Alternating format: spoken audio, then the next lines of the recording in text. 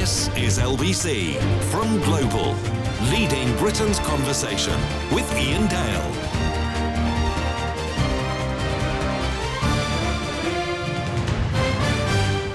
Hello, a very good evening. It's 4 minutes past 7. Welcome to the show. It's Iain Dale here with you until 7. Now, I remember saying, a year or two ago, that whichever party got their act together over housing policy would probably win the election, because I do think that is one of the most important policy areas in our political discussions. Labour at the last election in their manifesto pledged to build 1.5 million houses in the next 5 years. The Conservatives actually promised to build 1.6 million. But there's a report out today from the Centre for Cities which is casting doubt on the progress, on Labour's progress on that. And they reckon that at the current rate, Labour would miss their target by an astonishing 388,000 houses. We'll be talking to the author of that report in just a moment. But if that is true, it would be a bitter blow, I think, to the Labour Party, because I think they are going to be judged on various promises that they made, and this is one of them. And we all know that we have a lack of housing in this country. Even if they achieved the 1.5 million, there would still be some semblance of a housing crisis because of the number of people that are either without a permanent home or are considered homeless at the moment. Now, there are all sorts of reasons for this, and part of it is the planning system. Well, Labour say they're going to reform the planning system, but I think the Conservatives found out that is no easy task to complete. There is a huge NIMBY-ish attitude among a lot of people in this country, particularly in rural areas, and you can understand why that would be. But unless they solve that, unless they ride roughshod over the NIMBYs, I'm afraid they're not going to get the number of permissions. You've also got big house builders who are sitting on huge land banks and not developing them, and indulging in various anti-competitive practices which are being investigated by the Competition and Markets Authority. And what they're doing is keeping down the small and medium-sized house builders. And in my opinion, that's where the government should be concentrating its efforts, because they're the people that are really going to build the houses that we need. But what they need also are skilled people to build the houses. We have a lack of bricklayers in this country. We have a lack of tradespeople. So they've all got to be trained. So the government needs to up the ante on apprenticeships. Jackie Smith, my former podcast partner, she's now the apprenticeships minister. I'm going to have a little word in her ear when I next see her about this, because she needs to go to Rachel Reeves and get some money to invest in building apprenticeships, in my view. But doesn't really matter what I think. What do you think? 0345 6060 973. The other thing also is that the Conservatives abolished house building targets. I mean, I could not understand why Michael Gove did that. They are being restored by Labour, and a good thing too. But local authorities, I'm afraid, are some of the most NIMBY-ish people in the country. And they seem to employ planners who just delight at turning down new planning applications. So again, there needs to be a whole sea change of attitude. Aggie Chambray is LBC's political correspondent and is with me now. Aggie, do you think that this is going to be one of the core policies that Labour are judged by at the next election, which seems a long way away, but it will soon creep up on us? I mean, it seems a long way away, but actually it's something that people in Number 10 have been thinking about ever since they won that first election. It is constantly on people's lips and in their minds as well. I think this is going to be one of the key things. We know that Sir Keir Starmer, the Prime Minister, is making this big speech on Thursday where he's going to lay out his plans for change. But it's not a relaunch. It is absolutely not a reset. Never let it be said. It's very important that no one sees it as a reset after 152 days. And this, we expect, is going to be one of those key things that he kind of, reiterates. It was in the manifesto. They've said it already. We know that they are going to do this, but this is going to be one of the things that a numerical pledge that they reiterate on Thursday. But I think there is, of course, concern about this report. I know you're going to speak to the report author in just a moment about the fact that they believe that they could be 400,000 houses behind target already. But speaking to people in government, they say they're not that worried at the moment. They are still expecting, well, you'd hope they're expecting to reach this 1.5 million target, or they wouldn't be reiterating it on Thursday. But effectively, they're saying, look, Centre for Cities are suggesting, as part of this, doing a zonal approach. Zonal essentially meaning that they'd allow local authorities to decide which areas are ripe for building. They say, we're not entertaining that. That is just not something we are going to do. And they say there are various different bits of the puzzle, essentially. But the first thing they need to do, and they say, OK, well, maybe we are falling behind at the moment, but that is because of the fact that the previous government, dropped mandatory house building targets. So when they got in, they said, OK, well, we need to first kind of unblock the planning system, and then we can kind of start from step one. And what they suggested was there was a reason they didn't kind of put annual numerical figures on this, and instead put one figure at the end of the Parliament, suggesting that actually it may be a bit slower at the moment while they try and sort of unblock the planning system, while they wait for the devolution white paper, while they plan the planning policy framework, various different things that they're hoping will kind of come together. And they say towards the end of the Parliament, they think that's when there'll be lots more houses built. But as I say, they do say they are confident about this figure. They say it's going to be difficult, but, they say that they do think that they will do it. OK, Aggie, thank you. That's Aggie Chambray, RBC's political correspondent. Anthony Breach joins me, Associate Director of the Centre for Cities think tank, who focuses on housing and planning and who's the author of this new report. Anthony, very good evening to you. Why write this report now, only 5 months into the Labour government? How can you possibly conclude that at this stage, after only 5 months, they're not going to hit their target by 388,000 homes? Good evening, Ian. So what we did with this report was we looked at the logic of what the government has been setting out, which, as Aggie said there, it's a number of quite small incremental changes to the planning system that we have now, which logically means that if you had the planning system that we have now performing at its best ever period, its strongest period, how does that match up to the government's targets? Is there a difference between its sort of peak performance and what the government's ambitions for it are? And this is where we then produce this estimate where we think we're going to fall almost 400,000 homes short of this 1.5 million target. It's kind of looking through the logic of what the government is saying and saying, well, even in this best case scenario, we're still going to be in a situation where the government needs to do more than what it's set out to reach its ambitions. So let's start with the planning system, because they have set out plans as to what they want to do. Do they go far enough? I think currently what we've seen so far, I think they're probably going to have to go further. What we set out in our report is that if you want a big increase in house building, and 1.5 million is a big increase, then you need a big reform. If you look at the history of house building in this country since the planning system was introduced, we can see that the current system has always been restrictive in urban areas.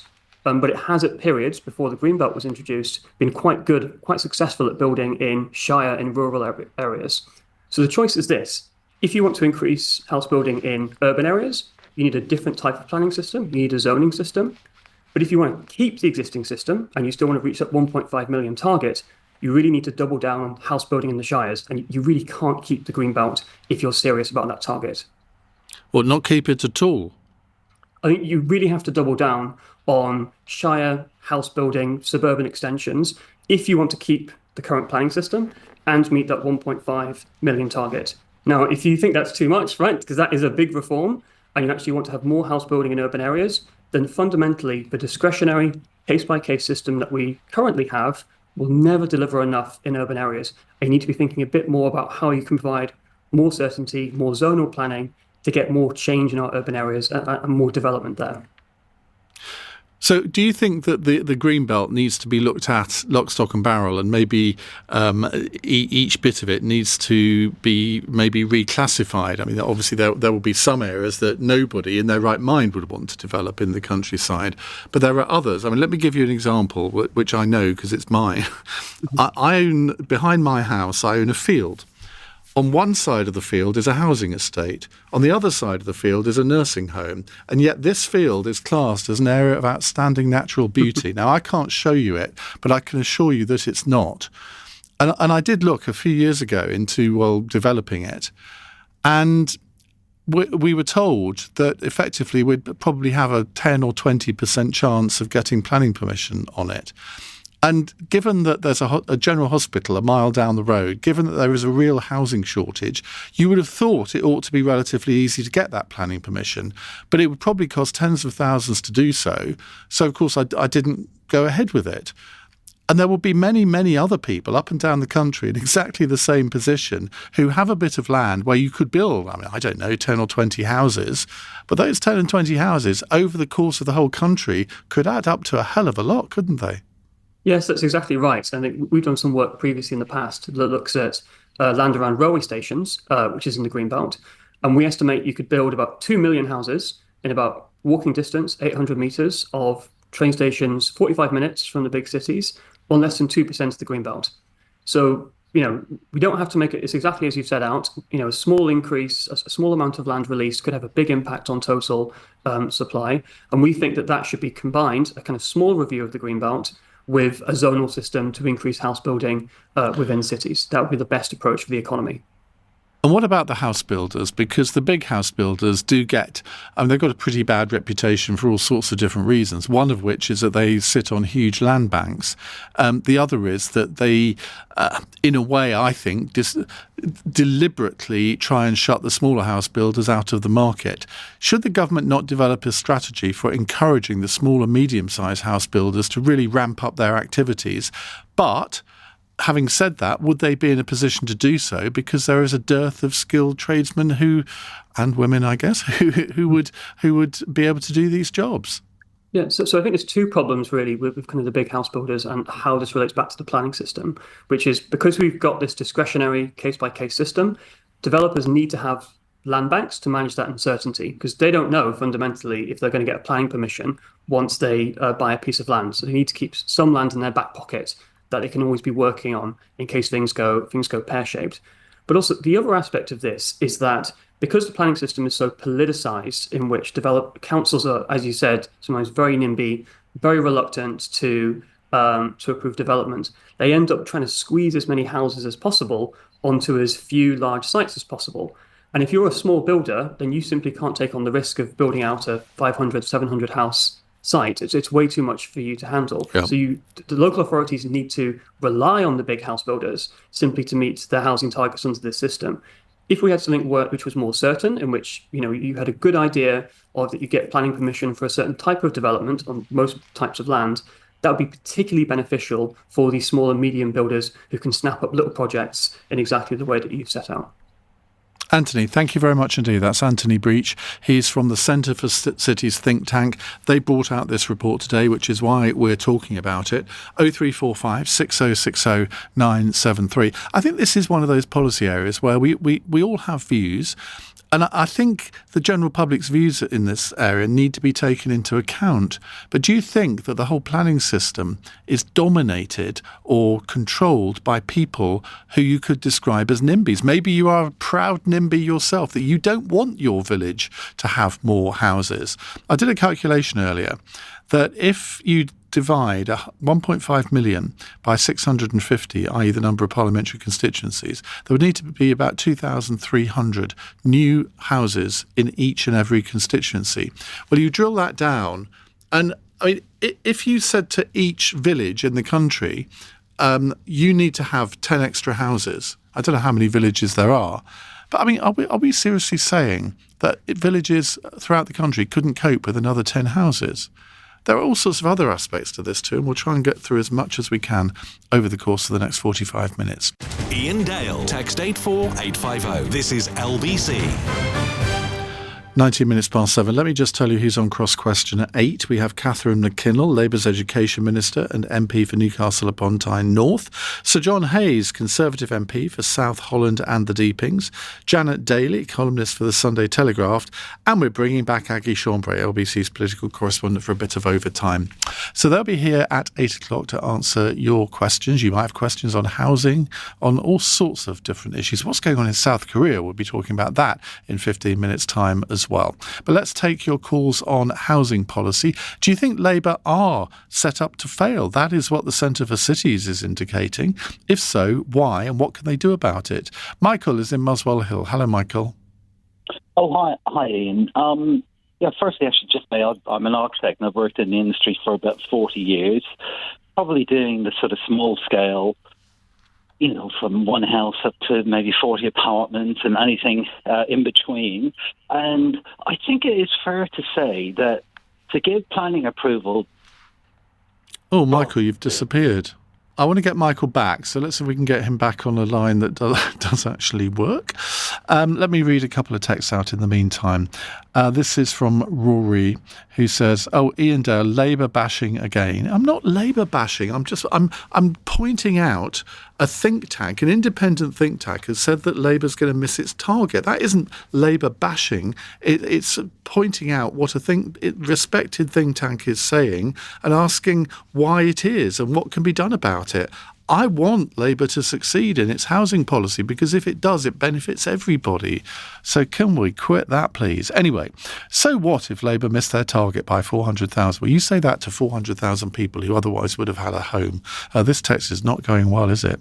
That'll still be 1 million more than the Tories managed over 5 years. No, it's not actually. I think from memory, they managed 1.25 million over the last 5 years, but I stand to be corrected on that. In fact, they were so bad, says Roy, they scrapped housing targets in the final year of the Tory regime. That is the one thing in that ridiculous text that you're right on. They did scrap targets and they should never have done it.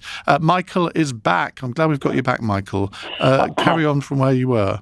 Hi, Ian. Well, I'm not sure how much you got, but anyway, just briefly, background. I've worked in the industry for 40 years doing the small-scale developments that you're talking about.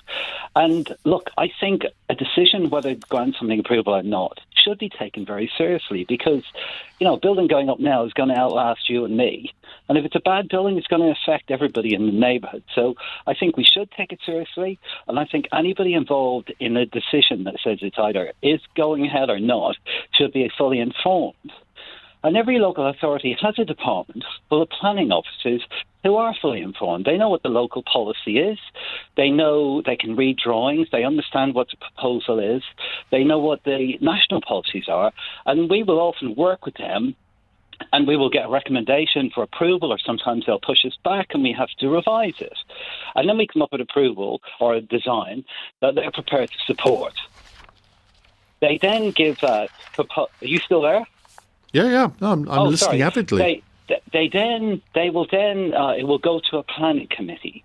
Now, everybody in the process so far has all studied for probably about 8 years and worked in the industry for far longer. But then it will go to a planning committee, which is full of councillors who haven't had 5 minutes training in either planning or economics or the history of the area. And they are tasked with saying yes or no to a proposal. I believe they're under-informed to be able to make that decision. And because of that, Ian, it's always easier to say no, because no means there's no change. To say yes means you've got to be fairly brave and you've got to be sure about what you're saying yes to. And if you're not brave or you're not sure, then the answer is always going to be no. And that introduces a lot of risk. Also, bear in mind that local councillors, they're elected by local people, and I think instinctively they are generally probably against a lot of planning proposals, particularly in the housing area, because they think their constituents will be against it. And so there is almost a default reaction to vote against any big new housing proposals in their area. That's 100% correct. But it's also why the national government imposes what they call permitted development, which is say, well, as long as you conform to certain rules, it doesn't matter what the local council says. I don't believe in permitted development because it's really a very clumsy tool, but it's only there to try and override the local authority. I mean, in Germany, where I know you're much more familiar with, I should say local politicians should be involved in a vision for the area. And you create a master plan and for the whole area, the whole district. And that's what they do in Germany. And they're all informed. But when it comes to a particular site, the developer buys that site. They know, well, if I put up a 5-story building or a 3-story building and it's made of brick and it's residential, I know I'm going to get approval because it's been agreed as part of the master plan, which jointly every resident has had a voice in, all the politicians had a voice in, and we set it out. And then when a site comes forward, A, the developer knows what he can do with it. B, the final decision will go to the planning department, which is full of people who know what they're doing, have been educated in the local and the national policies, and they will say, if it applies, it's approved. And so that introduces so much certainty into the system. But you can, as a designer, as a developer, you can tick all the boxes to national policies, all the boxes for local policies. You're still going up to committee, and I'm yet to meet a person who works in our industry who will give you a confident yes or no whether you'll get a planning approval at any committee. And that's just crazy. Well, it is. It's interesting you bring up the example of Germany because when I first went to Germany in the late 1970s, early 80s, there were lots of new estates springing up all over the place in the market towns that I knew quite well. And they're the sort of things that just wouldn't be allowed in this country because they were sort of abutting the old town, and yet they were these new sort of kit houses, Hofhäuser, which I thought at the time and still think that they are almost kind of luxury houses in a way. But because they're not built out of bricks, people sort of slightly look down their noses at them in this country, and they shouldn't do, because to my mind, they are part of the answer to our housing crisis, and yet no one seems to be going there. Michael, we have to leave it there. Thank you. John's in Hammersmith. Hello, John. Hi. I was involved in an affordable housing project some years ago. My employer bought an old Holiday Inn, 122 rooms, and converted it to affordable housing units.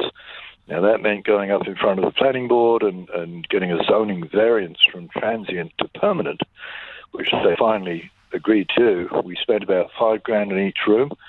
They were 11 by 23 studios, typical Holiday Inn room, bathroom and a sink, and we changed the sink into a small kitchenette, put tile down, redid the AC, and they were going for $750 a month. And so you ended up working with all sorts of people who couldn't get a room somewhere else or couldn't get a flat somewhere else because of, let's say they had a pot bust 10 years ago or something that affected their credit history, and so your average person wouldn't rent to them. But we were all into second chances, and affordable housing is all about people who can't necessarily afford to buy a new house. You're talking about building 400,000 new houses. Great, that's wonderful. How many people can actually afford to buy a new house? Not that many. A lot of people are just working paycheck to paycheck. They need a place to live. Going through the Planning Commission, however, was a very painful process because they were looking for money at every turn, and we had to hire professional architects and put in an impact plan and all sorts of stuff. It was so bad. The people in the city next to us were so impressed with what we'd achieved that they actually got us into a hotel up there, and they ate all the impact fees and planning costs just to get at the homeless problem. It's the people who need a place to live, not the people who can afford a place to live, that you need to look at. And going after old hotels and converting them from... Oh, and that line's dropped as well. We're not doing very well tonight, are we? John, if you can, well, you can't hear me because the line's dropped, but some really interesting points there. This is from Amster, who says, my friend has been trying to get permission to make a commercial into a residential, and it's been a nightmare. You hear that story all over the place, I have to say. Rob says, I would love to retrain as a carpenter. I love my DIY and working with my hands. Problem is, I'm 36 and have 2 kids under 5. No way can I go back to apprentice wages, even if I theoretically will be paid more on becoming fully qualified. So I stay in my sales job and keep seeing there is a shortage. That's the sort of thing that government can help in, isn't it? I mean, I said earlier that when I next speak to Jackie Smith, the Apprentices Minister, I'm going to talk to her about this. And it's people like you, Rob, who I think the government could probably sort of come up with some sort of scheme that would help you do what you want to do, because that sector needs people like you. Maybe the sector itself should come up with a scheme that can encourage sort of slightly older people. I'm not saying 36 is old, but it's not 18, is it? To encourage people like you to change your job. Right, we'll come back to more of your calls on this in a moment. We're also going to be hearing about the protests in Seoul in South Korea after the South Korean president imposed martial law and then the South Korean parliament voted to overturn it. What on earth is going on? I've always thought of South Korea as a very stable country. Iain Dale. Call 03456 6060 973. Text 84850. Alexa, send a comment to LBC. 7:34. Let's go to Johnny, who's a new caller in Horsham in West Sussex. Johnny, very good evening to you. Now, I imagine Horsham is quite a popular area and there have been lots of new housing estates built over the last few years. But is there a need for more? Absolutely. There's been thousands of these. I think it's in the tens of thousands being built. And as someone who grew up in Horsham from birth, there's nothing else been built with it. There was talks of a hospital going in where a pharmaceutical place, Novartis used to be, but that didn't happen. And I do now live in Worthing. However, I thought Horsham was relevant to the conversation. I think there's just too many houses being built in one place. And I think on your intro, you said, if a village has houses, I think, if it was 10 or 15, even 20, 30, 50 houses in Horsham, no one would really have an issue. But I think it's in lots of places that are being targeted for these new houses, Horsham being on the direct line into London. Prices, anyone like me who grew up there, I'm 29 now, and I'm probably not going to be in a position to buy a house where I grew up in Horsham, probably ever at this rate. I think one of your callers, John, mentioned all the houses being built for people that can afford houses, not that need houses, which I thought was poignant. But yeah, that's kind of my take on the situation. Do you feel that society has let you down because you're not in a position to stay in the place that you grew up in? I think to a degree. I think one of my friends has managed to buy a flat in the outskirts of Horsham, and he's been working at the same place pretty much since he dropped out of university. My lifestyle and pay is a bit weird. So I'm self-employed and do bits and pieces and travel a lot. So I'm, in my current position, never going to buy a house. But even if I was still in a professional job, which I had for about 5 years, I think it would be impossible to stretch. I think, my generation, particularly my age group, and 4 or 5 years either side, impossible or a big struggle unless you move somewhere where the house prices are sensible. From Midlands and further north, anything in the southeast is almost impossible. Really, even Worthing is probably out of my price range, even if I was on a good job at 40k a year, for example. That was my benchmark for my last place I was working in DHL, on a similar salary to that, and I still couldn't afford really. I could maybe have a crummy flat, 1-bedroom flat, a shoebox. That's kind of what was in it, which is not, when I always go back, it's always a generational thing. My parents had, Dad bought his first council flat for like 10 grand, and has obviously since then everything's gone up in value, so he's made a good amount of money off houses and things. But that wasn't never even a inkling of an option for me. Well, John, it's a very sad situation. I guess that means that if there was a government, either this one or another one, that showed some sign of maybe not completely solving the housing crisis, but actually getting a step or two towards it, that would be quite important in how you decide to vote in the future. Thank you very much indeed for your call. Now, we'll come back to your calls in a moment, but South Korea's President Yoon Suk-yeol has just announced that he will lift martial law after the Parliament voted to overturn his declaration of it earlier today. There have also been quite a few protests in the capital, Seoul, tonight. Well, how did we get to this point? Because, as I said before, South Korea has always been seen, well, certainly by me, as a bastion of stability in that region. Dr. Edward Howell is the Korea Foundation Fellow in the Asia Pacific Programme at Chatham House and an international relations lecturer at the University of Oxford. He's the author of the book North Korea and the Global Nuclear Order, When Bad Behaviour Pays. Edward, very good evening. What has led to this situation in Seoul? Good evening. You mentioned the title of my book, When Bad Behaviour Pays. Well, this really is unexpected behaviour, I think. No one really expected President Yoon to announce the declaration of martial law, which we know is a sort of last resort measure. We don't know for sure as to the reasons behind this declaration. He really didn't give many reasons when in his television announcement. He mentioned the need to remove, and I'm paraphrasing here, pro-North Korean elements from South Korea in order to stabilize constitutional order. And this could be seen as a not so subtle swipe at the leftists in South Korea, the opposition party. But we know that his presidential approval ratings have been very, very low. Even after the National Assembly elections in April, when his party suffered a cataclysmic defeat, approval ratings were around about 17% in November.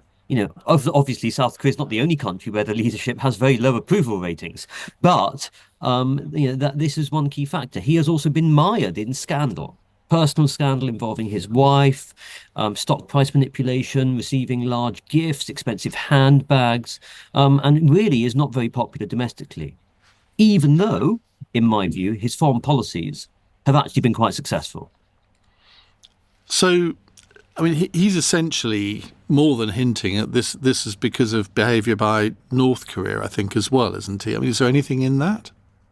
Well, there's a difference, isn't there, between is there anything in that statement, the fact that what he has done is a response to pro-North Korean sympathisers. We know that there are, in any country, very sort of extreme leftist segments of society. But there's also a difference between that and, well, is this a response to North Korea's behaviour? And I will say that North Korea is becoming an increasing threat to South Korea. Its belligerence is increasing significantly.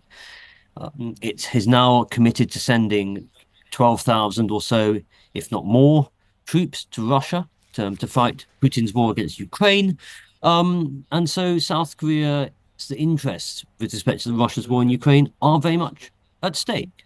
So we are seeing an aggressive North Korea. We are seeing an increasingly aggressive China. But whether this has actually been the main reason behind Yoon's decision, we just don't know. And we don't know it. There's not enough evidence at the moment, and so we should treat speculation with a healthy dosage of skepticism. And just finally on North Korea, I mean, obviously Donald Trump built up a bit of a relationship with Kim Jong-un last time. How do you expect that to develop this time? Well, your phrasing was very good there. Donald Trump developed a relationship with Kim Jong-un at the time when relations between North Korea and the US as countries really didn't develop very much. What we've got to look out for, in my opinion, is even if the two leaders agree to meet again, and I'm not saying they would, what would happen? Will Trump try and get some kind of fake peace deal? Perhaps. Okay. But what's in it for North Korea? Why would North Korea want to meet Trump beyond the optics?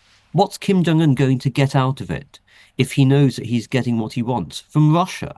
Okay, we must remember that this is the second Trump administration.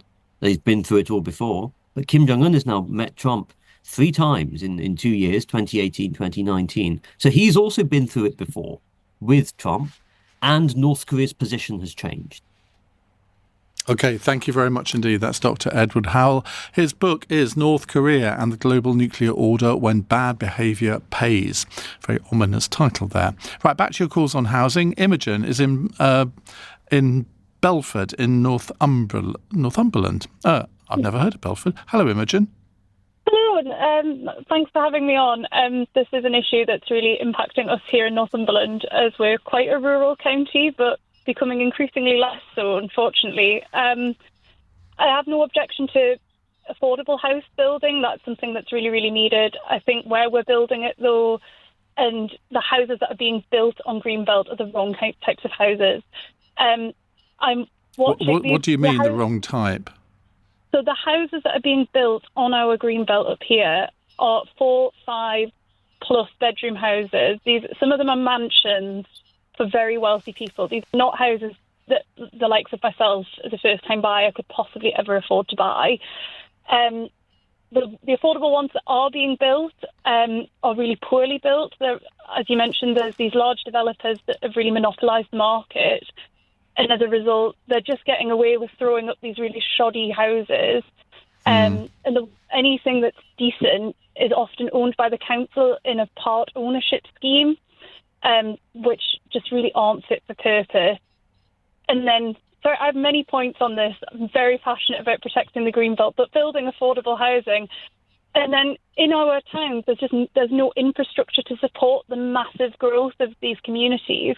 If only it was just 10 houses per village, but unfortunately we're often seeing 500 to 1,000 extra homes, but no GPs to support the people moving there, no school places for these children, no roads to support anyone that's obviously driving.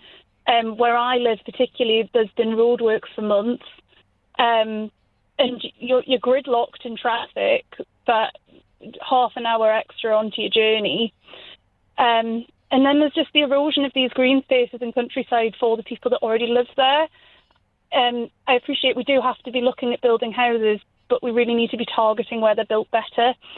I appreciate you obviously said you've got a field that's definitely not an outstanding area of natural beauty, but I can really assure you up here we have some gorgeous countryside, and my heart breaks a little bit every time I see a development sign being thrown up over a woodland or an area that's a habitat for wildlife.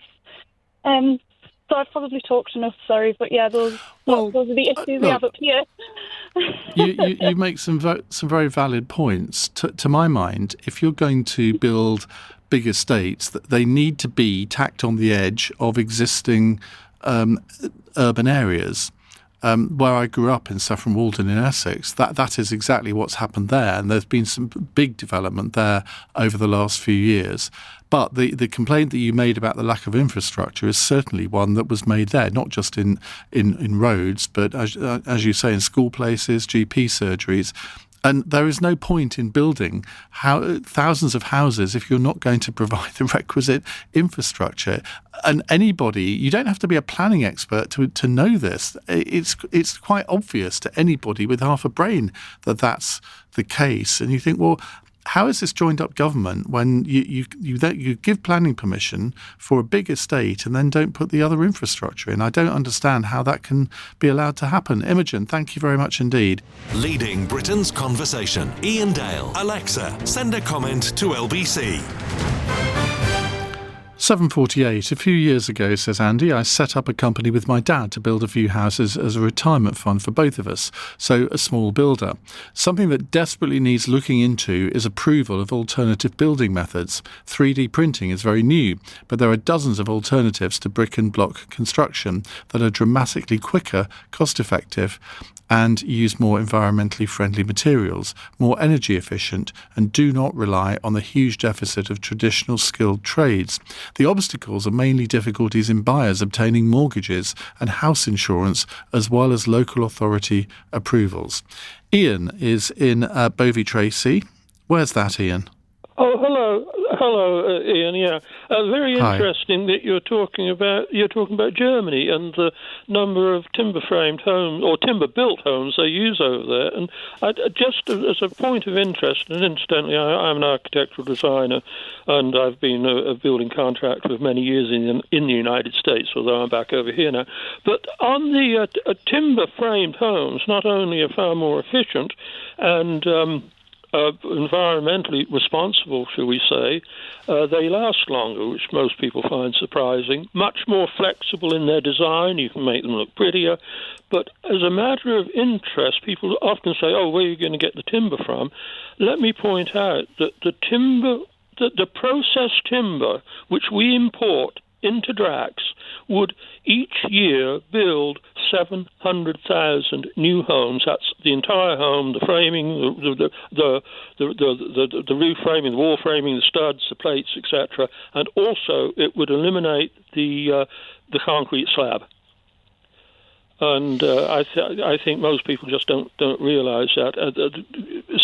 Carrying on with bricks and mortar, I think, is really not wise at all. Well, I think it's like in most things, if you have a variety of different ways of doing something, you're probably going to build more. And as you say, and as our previous text has said, there are all sorts of different ways of building houses. And we just seem to think that there is only one way. And that is the way the big house builders do it. Well, we've done lots of phone-ins in the past on the problems that people have had over when they buy a new house from one of these big house builders. And I think I would need to be hugely reassured if I was going to buy a brand new house that they had actually been constructed properly. You'd better believe it, Ian. I am utterly disgusted at the standard of building in this country. We need, and this addresses the Grenfell problem as well. Had we adopted the International Building Code, Grenfell would not have happened. It's a prescriptive code. Our houses would be so much better. We've got this awful building regulations, which is the most unbelievable bureaucratic hogwash you could ever come across. It's absolutely ridiculous. All right, Ian, thank you very much. I've just discovered Bovey Tracy is actually in Devon. Peter is in Hayward Heath. I know where that is. Hello, Peter. Hello, how are you? Good evening. Oh, bad line, Peter. We're going to have to get you back, I'm afraid. Though we're reaching the end. Jane says, we're about to start building a German kit house subject to planning. Super quick to build, cheaper than UK bricks, and super eco credentials. Heat pump, solar, etc. What's not to like? It should be the future, but we're obsessed with building like the Victorians. You know, if I had a lot of money, I think I would start up a company that imported these kit houses, because believe me, they are the future. Why aren't more people building them? And congratulations to you, Jane, for doing so. Judith's in Enfield. Hello, Judith. Oh, it's up. Yes. Hello. I just wanted to say that it's Cock Fosters, actually, which is within the Enfield Borough. They've just built 400 flats in one block where there's no car parking facilities. There's no extra medical centre being built and no schooling built. And then on top of that, right next door is the underground station for Cockfosters, where they're building another block of 300 flats. And again, no talk of extra medical centres. So our poor GP service, which is a small, in a house, GP service in the area, is going to have nearly 1,000 occupants extra within their catchment area. Well, it does make sense to build lots of flats near underground stations, I guess. But you're right in terms of the other infrastructure that is often not there. Now, I don't know, to get a new GP surgery, how many extra people there would need to be, but I suspect it's more than 1,000. Right. Well, for us here, it's going to transport. It's not just the railway station; it's the other blocks that they've built as well. And no one minds the extra housing if they would put the infrastructure in to go with it. Yeah. OK, Judith, good point. Thank you very much indeed. Now, before we come to tonight's cross question, let's hear a little of the latest episode of the Iain Dale All Talk podcast. My guest this week is the former Conservative Cabinet Minister Nadine Dorries. Her new book, Downfall, reflects on the chaos within Rishi Sunak's government, which led to it being so comprehensively defeated back in July. Nadine quit the Commons almost a year before that, and so I asked her if she misses being in frontline politics after more than 2 years away. It's really funny doing this, like promoting this book and I'm going around to all the various studios and I keep bumping into people. It's lovely to see people that I've known for a long time and worked with. But it actually reinforced to me the saying that it is a bubble. It is a bubble. Like these people are just milling around the same studios, the same places. And so I don't miss it, no, not one bit, I have to say. But it was something you did for... I was 18 years an MP and I was there 5 years before. So there must be aspects of it that you miss. So when I was writing the book, obviously, I don't feel like I've totally gone away because I'm speaking to people every day, writing these books. And when I do Zoom calls or meet for lunch people that I've worked with for a long time, then I miss it because I miss them. You know, it's a place where Westminster used to be a place where there was a lot of humour, a lot of very smart, clever humour. And MPs would be very caring about each other. And, you know, you could argue about issues, but quite protective of each other and quite loyal. It's not like that now. Westminster has changed a lot. Why? Well, I touch on this in the book, actually. I think it started with the 2015 intake, was more noticeable in 2017 and starkly noticeable in 2019. The type of people, particularly in the Conservative Party, who've become MPs have absolutely changed beyond recognition. I don't think you would have been happy being an MP in the Conservative Party of today. It's very, very different. It's not collegiate. in any way whatsoever. It's like, it's the 100, what is it now, 122 MPs, 121? 121 MPs, but they operate like 121 different businesses competing with each other, competing for likes on social media.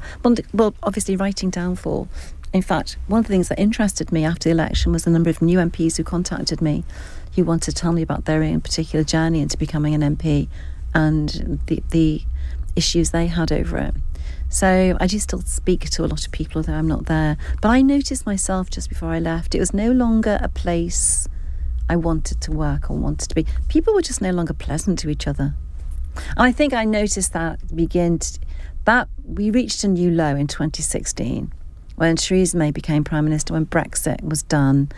And those 2 years, which I very much blame Michael Gove for stabbing Boris in the back, he gifted us 2 years of paralysis under Theresa May. But not only did he give us 2 years of paralysis, the atmosphere, the way people spoke to each other, related to each other, the lack of respect. It was like every day a new barrier was passed in terms of how people regarded each other in the party. And it was a definite... And there were other MPs who were a part of that, people like Anna Soubry and others. It degraded the discourse between people in Parliament. It's really interesting because, I don't disagree with anything that you say there, but it is different from how it was 20 or 30 years ago when, I wasn't in Parliament. Were you working there? I worked in Parliament for 2 years in the mid-1980s. And there were quite a few... You were there in 1999, 2000? No, I wasn't. And then 2005, doing the leadership contest, I was there for 6 months. Yeah. But I was involved in politics in the 90s as well. And when all of the Maastricht stuff was going on, there were lots of divisions within the party. And it was a sort of very broad party. You'd have people on the left, like Jim Lester, the sort of Anna Soubry type equivalent, a sort of wringing wet Tory on the left of the party. And then you'd have John Carlyle on the authoritarian right.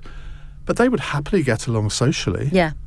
And they would go on trips together. No. It doesn't happen now to that extent. You're absolutely right. No, and there's genuine and real animosity, which is fueled by social media. But is that also partly due to the fact that the average age of a Tory MP now is way lower than it used to be? So is the average length of experience, intellect, life experience, wisdom. There are many things that are, younger MPs, but there's no wisdom, there's no residual knowledge of how Parliament works. It's just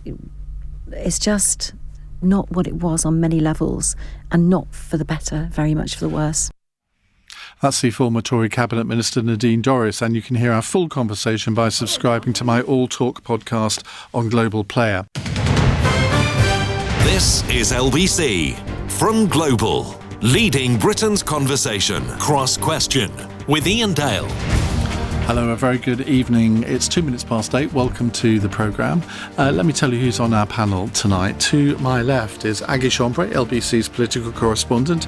To her left, Sir John Hayes, Conservative MP for South Holland and the Deepings. To my right, Catherine McKinnell, Labour Education Minister and MP for Newcastle upon Tyne North. And next to her, Janet Daly, the columnist for the Sunday Telegraph. They're here to answer your questions on 0345 6060 973. And of course, you can watch us on Global Player. Call 0345 6060 973. Tweet at LBC. Text 84850. Cross Question with Iain Dale. This is LBC. Right, let's start with a question from Matt in Red Hill, who asks, is renationalising the railways really the answer to making the trains run on time? I was at Red Hill Station a few weeks ago. It's one of those horrible stations I've ever been to. Now, it's been reported tonight that the government will nationalise South Western Railway when its franchise ends next spring, after Parliament approved letting the government take control of rail franchises again last week. Other parts of the country will see their rail franchises then come under public ownership once the company currently running it sees their franchise end. Catherine McKinnell. So I think this has been something that people have hoped for, and that we're now finally in a position to deliver, because we have really reached the end of the line, pardon the pun, genuinely, but on railways in this country and how they are operating. And I've seen, as someone from the northeast, I travel weekly on the East Coast Main Line. Prior to my current position, I was chair of the East Coast Main Line all-party group. I actually established it to really create that voice to call out for investment in the line. And then the East Coast Main Line is run on a public basis. It's one of the early adopters in terms of a nationalised company running it, and it did improve significantly. That's not to say we don't recognise the significant challenges within the railways as a whole, following years and years of underinvestment in public services more generally, and particularly in our railways. So it's a huge job to do, but I think it's right that we take a much more strategic approach to how we invest in our national infrastructure, and that as the franchises come up, that we go into a public operating model, and then we have Great British Railways that is going to oversee how we look to invest and improve and make sure that every pound of taxpayers' money is going into delivering for people, for passengers, and for places right around the country that are desperately underserved by incredibly unreliable rail infrastructure at the moment. Janet Daly. Well, I'm old enough to remember nationalised British Rail. It was a nightmare. You're not, Catherine. An absolute nightmare. It made my life impossible, and I mean that quite literally. The part that fails most often on my rail service is Network Rail, and that's already nationalised, not the private enterprise franchise, which is held by, as I remember, Great Northern, which has made a humongous effort to provide reliable customer services in the face of failing infrastructure as provided by Network Rail, which is nationalised. I find it very difficult to believe that the investment that you're promising is going to do anything but what happened under the original structure of British Rail, which is that the rail unions had an absolute monopolistic hold on the service. At the moment, when there's a strike, an RMT strike or an ASLEF strike, it tends to hit certain lines. And I've been very fortunate, perhaps, in that my local franchise hasn't much been affected. It is affected occasionally by ASLEF strikes, but not by RMT ones, because RMT is not in conflict with my franchise.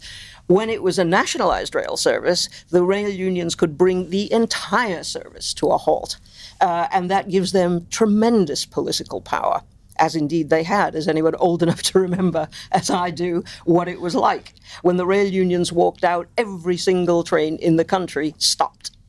Well, yeah, I mean, just to respond to that, I mean, nobody is promising to take us back to the 1980s and 70s and 80s. I am old enough. I remember Great British Rail. I do. And I think, again, if you look at when that was happening, it was under significant underinvestment in public services conditions. And so, I mean, really what we need to do is get the railways back on their feet, get a much more strategic approach, get government to play an active role in making sure that they are properly contracted and are held to standards that they need to deliver on. Hold your fire, Janet, and that has not been happening. I mean, nobody could argue that our railways are in a good state under the situation that we had Catherine, we need to bring the prior other to this election. I'm delighted to, thank you. John Hayes. So I think the saddest thing about rail travel is how it's become less glorious, less romantic than it once was. So I got a train recently on a line I don't normally use down to the New Forest. I was speaking at a dinner there. And I got on the train and I said, is there a restaurant car? I said that, in doubt that there would be. The chap said no. Is there a buffet? He said, oh, no. I said, is there a trolley? He said, no, they went in COVID and never came back. Now, that was unthinkable 20 years ago, let alone 50 years ago. And so the fact is rail travel has become altogether less agreeable over time. The seats are less comfortable. There's less room for your baggage. There's no one to help you on and off trains. When I first travelled by trains, when I first went to university, there were people at porters who helped people with their baggage on and off trains. You should come on LNER. What's wrong with those things? It really is appalling that people are expected to pay more for an impoverished service. Now, can I just pick at one point? Successive governments, beginning with the Conservatives, and it got worse in the dark days of Tony Blair and thereafter, created these bodies like Network Rail that seem accountable to no one. When I was a transport minister, I remember saying to the railways minister, I had some railway issue in my constituency, Network Rail won't sort it out. She said, oh, well, I haven't got a lot of power over Network Rail. We set up these bodies with massive legal powers, unaccountable to no one, including ministers, and careless of customer interests. That's the fundamental problem with the railways, and it's the fundamental problem with so many parts of the public Hasn't sector. the private sector let the railways down? Because you look at all of the different franchises that have had to be taken back when, like Virgin or whoever, basically couldn't make them run properly. And therefore the state has to intervene. I mean, I would say it was the way that the railways were privatised in the first place, which was the problem here. But it doesn't look good when the private sector say, oh, we've entered into a contract, but actually we're going to renege on it, and so you, government, are going to have to take it back. Well, I think it's the expectations that were set. And, you know, the expectations, I just talked about a simple thing about getting a cup of tea on a train. It's not that much to ask, is it? If you're on an hour and a half, 2 hour journey, let alone a 3 or 4 hour journey, so a cup of tea. You know, and if a railway company can't provide that, it's very poor show. So that's a small thing. Can I just say, if you go on the LNER, yeah, there is everything that you described. Well, I do. And it was taken back into public hands because the private operators had failed. And I totally recognise the challenge that, you know, is set in terms of we don't want to go back to the way railways were. I think we need to look forward at how we can pool the resources of our railways, which is what the state is able to do, to make sure that we deliver for every part. And I think that's what we, you know, the vision that we need to have. Well, I think there's a few different things. I mean, Labour basically said during the election campaign that what they were trying to do was A, save money. They say after 5 years it could be £2.2 billion every year. B, create a better service, and C, simplify it. And if that works, then brilliant. But I do think that every member of the government so far, and we have just done it just now, has spent an awful lot of time looking at what's happened before. And actually, in a simple answer to the question, is renationalising the railways really the answer to making trains run on time? Well, I mean, we'll have to see. But they are going to have to do something quite quickly to fix the service. And also, I strongly agree about cups of tea, that there is nothing more depressing than getting on a train and having to sit on the floor. And I do sit on the floor, but it's deeply depressing. And I mean, surely something can be done about that. Is that going to be... Was that when you sort of got up off your seat so I could sit down as an elderly person? Janet? The private monopolies are the problem. You've created a situation in which there is no competition. If you remember, John Major at the time wanted competition between routes, you know, so that you'd have alternative routes. You could go from London to Glasgow on one route, or you could go from London to Glasgow with another company. And if you don't have competition, you haven't actually got a market economy. But what you've done is created, instead of a state monopoly, you've created private monopolies. So naturally they take advantage of their position that you can't go to the competitor. Yeah. But it'll be worse when it's nationalised because there will be no competition at all under any circumstances. So I've got an answer to you on that, because we've seen it with the buses. So you in London here are incredibly fortunate to have an integrated transport system which is publicly controlled. What we have in other parts of the country, so the northeast, we have bus companies, as you say, with monopolies that just cut routes if it's not profitable enough for them. They're not held accountable. So what we've done is, and I know we've switched from trains to buses, but I think the same principles apply, that we need to, those operating companies can still operate those routes, but they will be publicly controlled. So they will be publicly accountable and publicly regulated. What does that mean? In terms of you must provide a certain level of service to these communities, or you won't win those contracts to run those services, and that's what needs to happen with the railways. So there were private companies that were running these railway franchises, but they weren't held accountable, as John says, and National Network Rail not held accountable. So the difference is if you have public services, you have to hold them accountable, and that's what hasn't been happening over the last 15 years. MP and an accessible minister. I've known her a long time, okay. But the problem with I'm not a zealot for privatisation, as you would have guessed, Ian. knowing I thought you would be. No. I'm not a zealot for privatisation. I'm not a zealot for the private sector, because I know that the private sector has to be held to account in the same way the public sector does. But my problem with your proposal, and it was almost in what you just said, you said if it doesn't deliver in the bus sector, you can take the contract away, you can take the franchise away. When this is nationalised, if the nationalised rail doesn't deliver, what can you take away? Yes. What can you take away? You're not going to chastise yourself as a government, are you? So the government is obviously going to have Great British Rail, which will take a strategic approach and simplify. And I think, as you said, simplify the system, because I think one of the big challenges we have is we need to grow the rail network. We need to grow the passenger numbers. We need to make it sustainable and affordable. Under privatisation, the passenger numbers have doubled. Well, but it's so unreliable that there would be more people travelling by train if they knew they could rely on getting to where they need to on time. There are some lines, like the West Coast Main Line, which you couldn't fit many more people on most of the trains. Mine too. On that. My local suburban service. You look at a lot of the commuter services around not just London, but some of the other cities of the country as well. So you can't make the trains longer. You can't actually fit more people on some of the trains, can you? Well, we're getting into the whole HS2 conversation there, because that was about increasing capacity. Exactly. That was about increasing capacity as far as the northeast, and that was part of the solution. There are also, other potential solutions to increasing capacity. But I think fundamentally, when you look at other European countries and you travel in Europe, you can work out the railways very quickly. I feel very sorry for people in this country who are not from this country, who get on a train and they are inevitably wrangling with the guard about their tickets, because it is so confusing to travel by train in this country. So I think simplifying it, making it more reliable, having that investment and making it joined up to serve communities that are clearly currently underserved is vital. And that's what GB Railway is going to do. Having a buffet. Having a buffet, clearly important. Is that really your priority? Having a buffet rather than making the trains run on time? My priority is being able to get a seat, as you said, so rather than sitting on the floor, having something to drink, not unreasonable if you're going on a long journey, and travelling in comfort, and having someone at either end, if necessary, particularly for older folk, you said you were one of them, and I don't believe it for a moment, to help you on and off the train. It's not that much to ask. But a lot of that does happen already.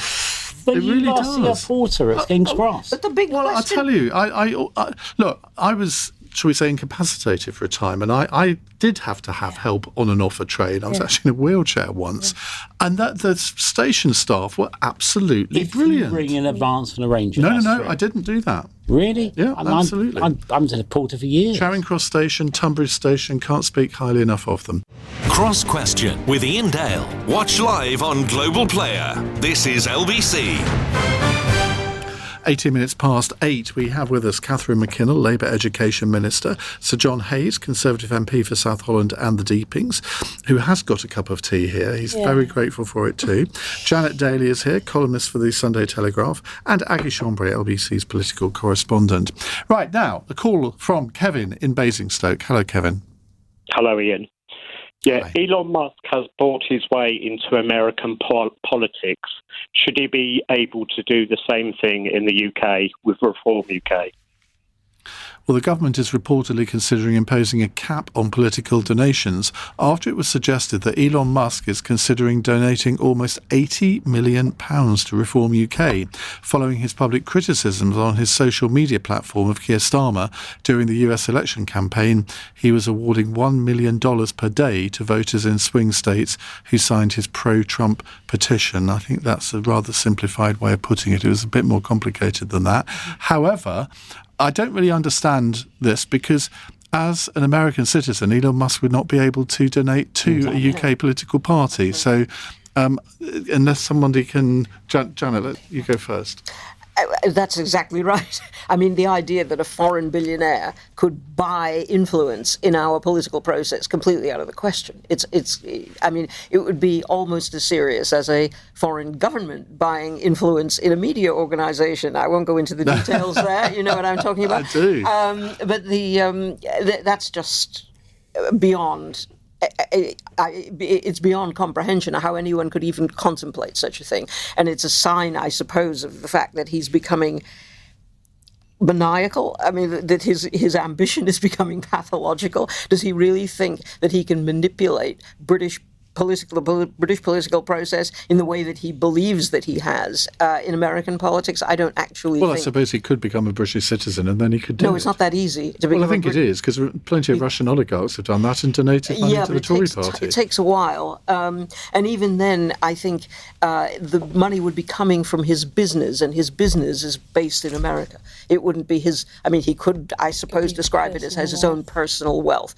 But I actually don't think that it would have the effect that he wants. I think it would have such a taint. I think that it would be very foolish of Farage to accept such a donation. He should say, as he claims to be, such a strong British patriot, that it is inappropriate for any foreign interest to have any kind of serious manipulative control over the democratic process here. That would be the most sensible thing for him to say under these circumstances. Well, I think the way that he would do it, or it's been suggested that he might do it, was basically put it through X UK. Obviously, X is at the moment a US company, but putting it through X UK. I don't know whether that would work. I mean, I think foreign donations are actually capped at £500. But you just mentioned there it would be like a foreign government. I mean, don't forget that he is basically going to be a member of Donald Trump's government. It's not just that he is a US billionaire, but I think I disagree on the point that Farage would be silly to accept this. I think Nigel Farage would be absolutely delighted to accept this influx of money, and I think it could be a serious problem. For some reason, he's taken this massive interest in UK politics. He's called the UK a tyrannical police state. He said we were going to have a civil war. He said we were going to have a civil war. He said, yes, Reform's going to win the next general election. He's very interested in it, and I think it's really, I mean, I don't know whether you agree, Catherine, but I think it's really, really problematic for the government, especially if they're able to get this donation over the line. You mentioned there that apparently the government is considering bringing this cap. Number 10 was steering against that earlier today, but suggestion that maybe they'd bring in a cap of £100,000. But it doesn't sound like that's going to happen. I don't know. Sorry. Hang on a second. Let you finish, John. I thought you had finished, sorry. But if you're going to have a ruse of the kind you describe and channel it through another organisation, better not to broadcast it so early because it's then not a ruse, is it? So he's made his intentions palpably clear, but in such a crude way, everyone knows what his game is. And the idea he may have a great interest in British politics. I've got a faint interest in chess, but I'm not a great player. And he doesn't... I thought you meant the musical. No, actually, I do play a bit of chess, but I don't do a lot of musicals. Actually, you'll be surprised to know, despite my theatricality. So I think Janet's right. I think it's unwise for them to broadcast this fact because it speaks so loudly of a foreign power trying to influence British affairs, and it is manipulative, and I think will go down very badly. The other interesting question, which I pose as just that a question: how much difference would it really make? Because political parties do benefit from money, of course, but they also need much more than money. They need good people and good organisation and good messaging, and that's not easy to buy, actually. It's about something much more organic than that. But the Democrats spent much more than the Republicans in this last election in America. And look what happened. Definitely, but if you were going to do things like, I don't know, buy vetting for the next general election, which was something that ended up being a massive pitfall for them previously, if they were going to buy in better people. And I would argue, I think lots of people think Nigel Farage already has lots of kind of organic political power that he's already got. So maybe if he did have more kind of infrastructure, he would be in a much better position for the next general election. Well, one of their nervousnesses is about their candidates. And you're right, they want to vet people and get rid of the mad, bad and dangerous to know. But that's about organic growth. Do you think they should have? Do you think they should have vetted your good friend of mine, Tim Montgomery, before they accepted him as a member? I'm not going to comment on Tim's circumstances. No, I mean, it's a facetious comment, but he supported Tom Tugendhat in the Conservative leadership. I mean, going from Tom Tugendhat to Nigel Farage is a bit of a leap, isn't it? Tim's a great friend and can be a brilliant man, but he's made a decision for all kinds of reasons. But he's a big loss to the Conservatives, isn't he? He has had in the past a big influence in the Conservative Party, but when he formed Conservative Home and so on and so forth. But as you know, in recent years, he's not been so involved for all kinds of reasons I'm not going to comment on. Okay. Catherine?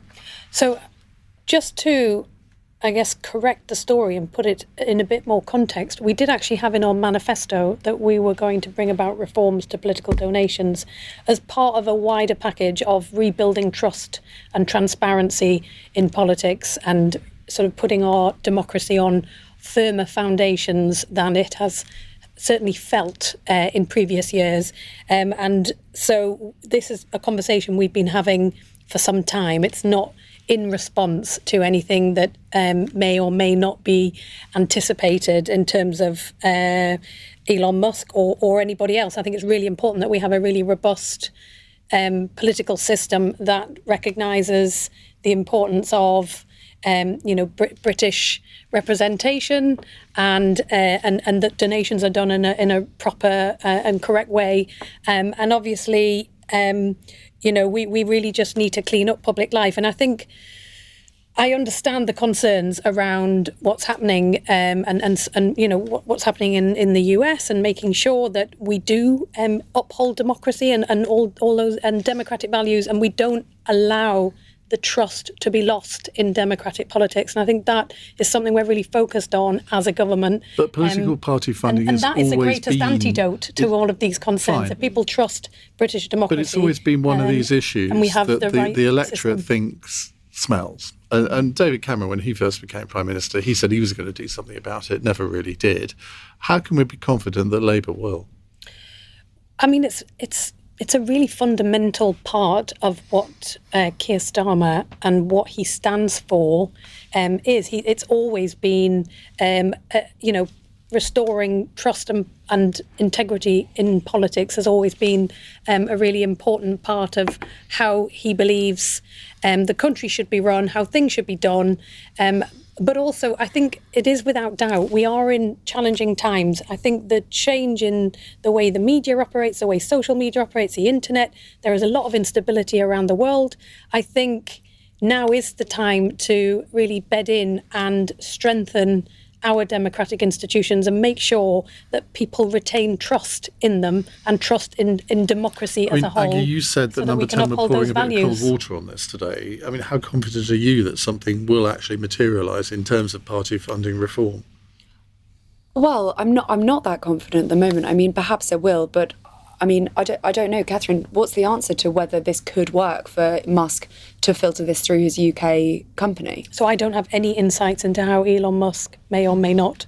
And obviously it's all speculation. I do think there is an awful lot of speculation at the moment on the back of the period that we're in terms of the United States, and they're in a transition and handover period. And I think an awful lot of the conversation is quite speculative. So I guess I'm not keen to add to the speculation. I guess I'm happy to talk about the challenge that we have, and it is undoubtedly an important job that we have to do to rebuild trust in politics. It's something I've always done as a politician and tried to do locally. And I think the way our democratic politics works in this country is quite unique and important, and our links to our constituencies and the trust that you build with local people means that sort of disconnection to international concepts of democracy and how things might operate. I think we're safeguarded to some extent in this country. American politics is, as I say, as someone who was born and grew up in America, completely different from British politics in almost every respect. You have what I consider to be very valuable here, which is a direct democracy, the sovereignty of Parliament. America has an entirely different constitutional system. This is what you're hearing now is a lot of noise. If Elon Musk really does have a position of power and influence when Trump gets into office, he's going to be spending all of his time and energy on that project, and he won't have time to shoot his mouth off about the politics of other countries at all. So I think you can pretty much ignore anything that is said between now and the 20th of January when they actually do take power and get on with the serious business of government. Iain, could I just say this? Catherine made a really good point about one of the great existential threats facing our country. And it is the idea that somehow all politics is broken. I don't buy that, okay? I think the relationship I have with my constituents in South London Deepings is precious and special. And I value them, and I hope they value me, and I hope they know I do my best for them. And I think that's true of the vast majority of the members of Parliament that I've met over my 27 years in Parliament. There is something special and particular about democracy, reinforced, by the way, by the first past the post single-member constituency electoral system. Which Parliament voted to abolish it, which a small minority of MPs that participated in that division voted to abolish, and I think there's no chance of that ever happening. No, I don't think so. So, because in that sense, at least, the Labour Party is more sensible. By the way, I was going to make a cheap jibe about my suit being paid for by me, Catherine, but apart from that, I just want to, yeah, it is, and it's lovely. But apart from that, you make a really good point, and it's something that politicians can combine to advertise and articulate. And I think you're right about America being very different. Just one last thing, which I think is important for your listeners. In my constituency, Catherine's constituency, in a general election, there's a strict limit on how much we can spend. Yeah. My seat was about 20,000 quid. Mm-hmm. Now that just doesn't apply in America. No, it doesn't. And it's a really important safeguard. What about this, Catherine, and everybody else? Stephen says, isn't it a bit hypocritical to say Elon shouldn't invest in his interest in reform after Labour sent 1,000 people to help Kamala Harris? It's just one rule for one and another for you.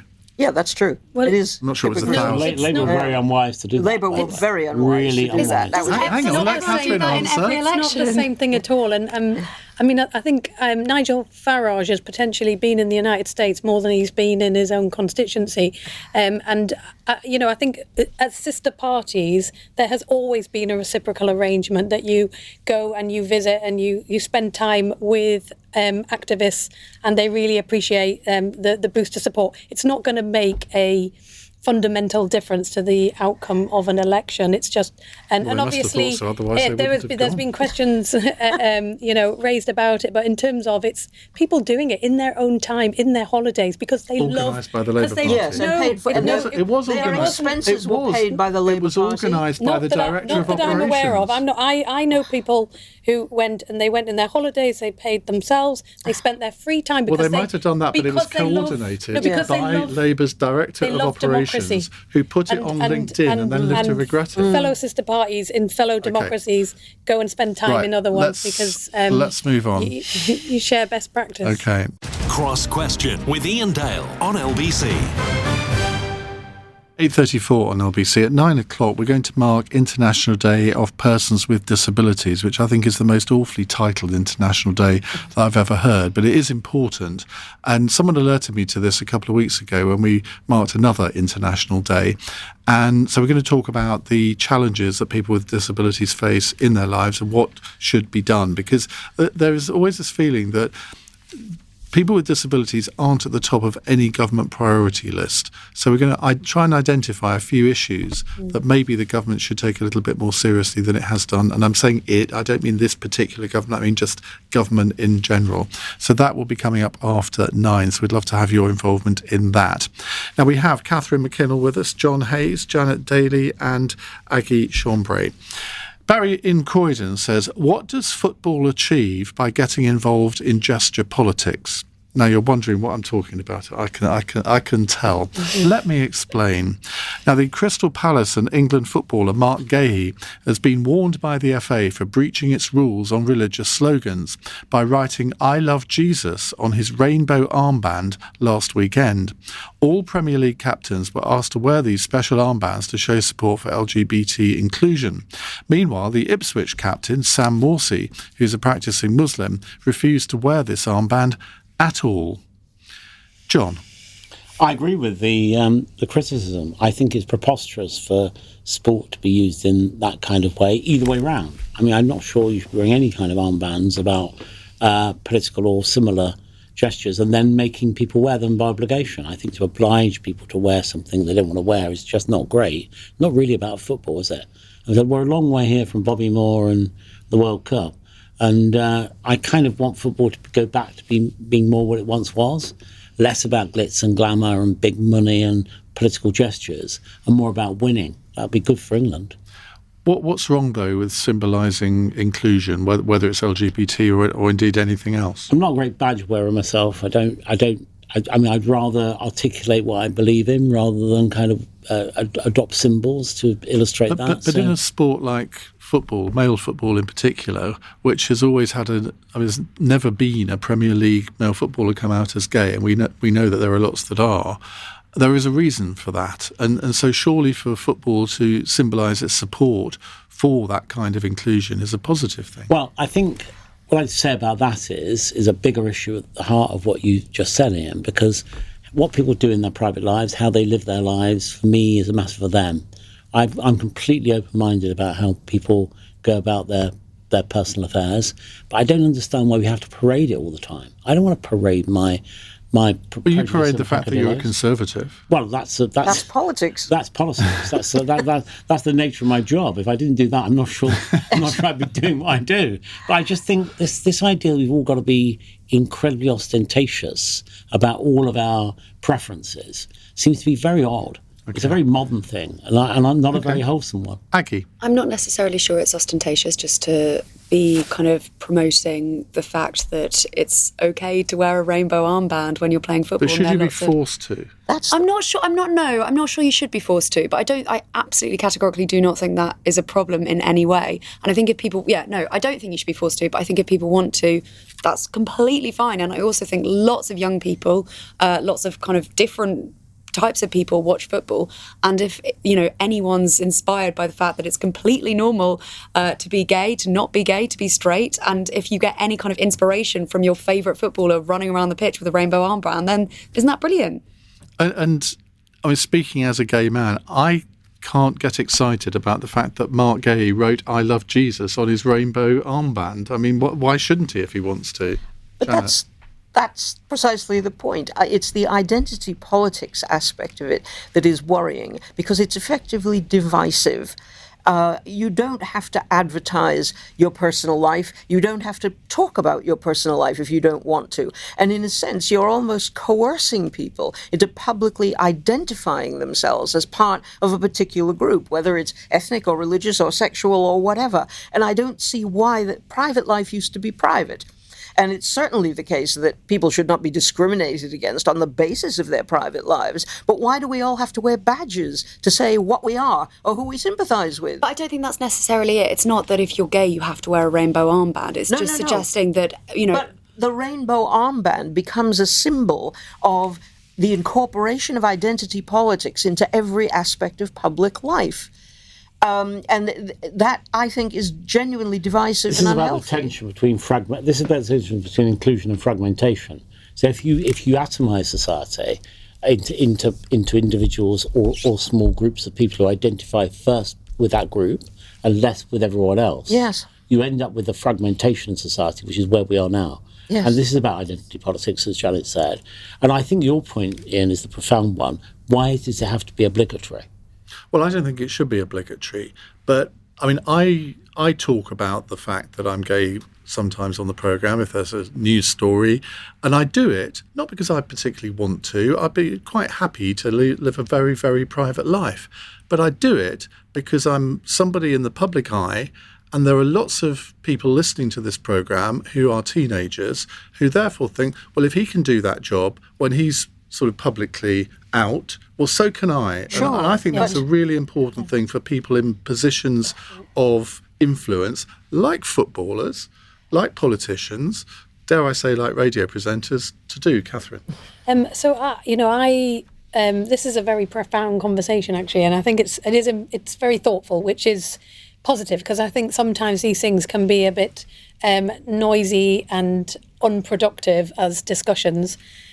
I think football has immense power to inspire people, and footballers are role models, male, female, and they are looked on as, heroes. And so I think being able to be open and be representative of what younger people coming through might see themselves potentially being, I think, as Iain said, is really, really important. But I think it is important as well that there is that freedom and it's a personal choice. And I know there was a big debate, wasn't there, around whether they should wear poppies or not. That became the big seminal discussion initially of whether they wanted to show their support, because the sheer volume of people that lose their lives to protect our democracy is so significant that it was agreed that they would all wear poppies. And that, I remember that being a big step at the time. So I think Apart we need from James McLean at Wrexham. But we need to be careful about, making sure that these symbols have the status they should, and it shouldn't just become an ever-revolving thing. But I do think as well, Show Racism the Red Card is a really powerful campaign of tackling racism and being very clear about that as part of football. The interracial nature of football in this country is genuinely inspiring. Yeah. I can remember, believe it or not, when there wasn't a single... How many Asian footballers do you ever see? Yeah, well, see lots of black footballers, but you see very few Asian footballers. Not many Jewish ones either. I'm Jewish.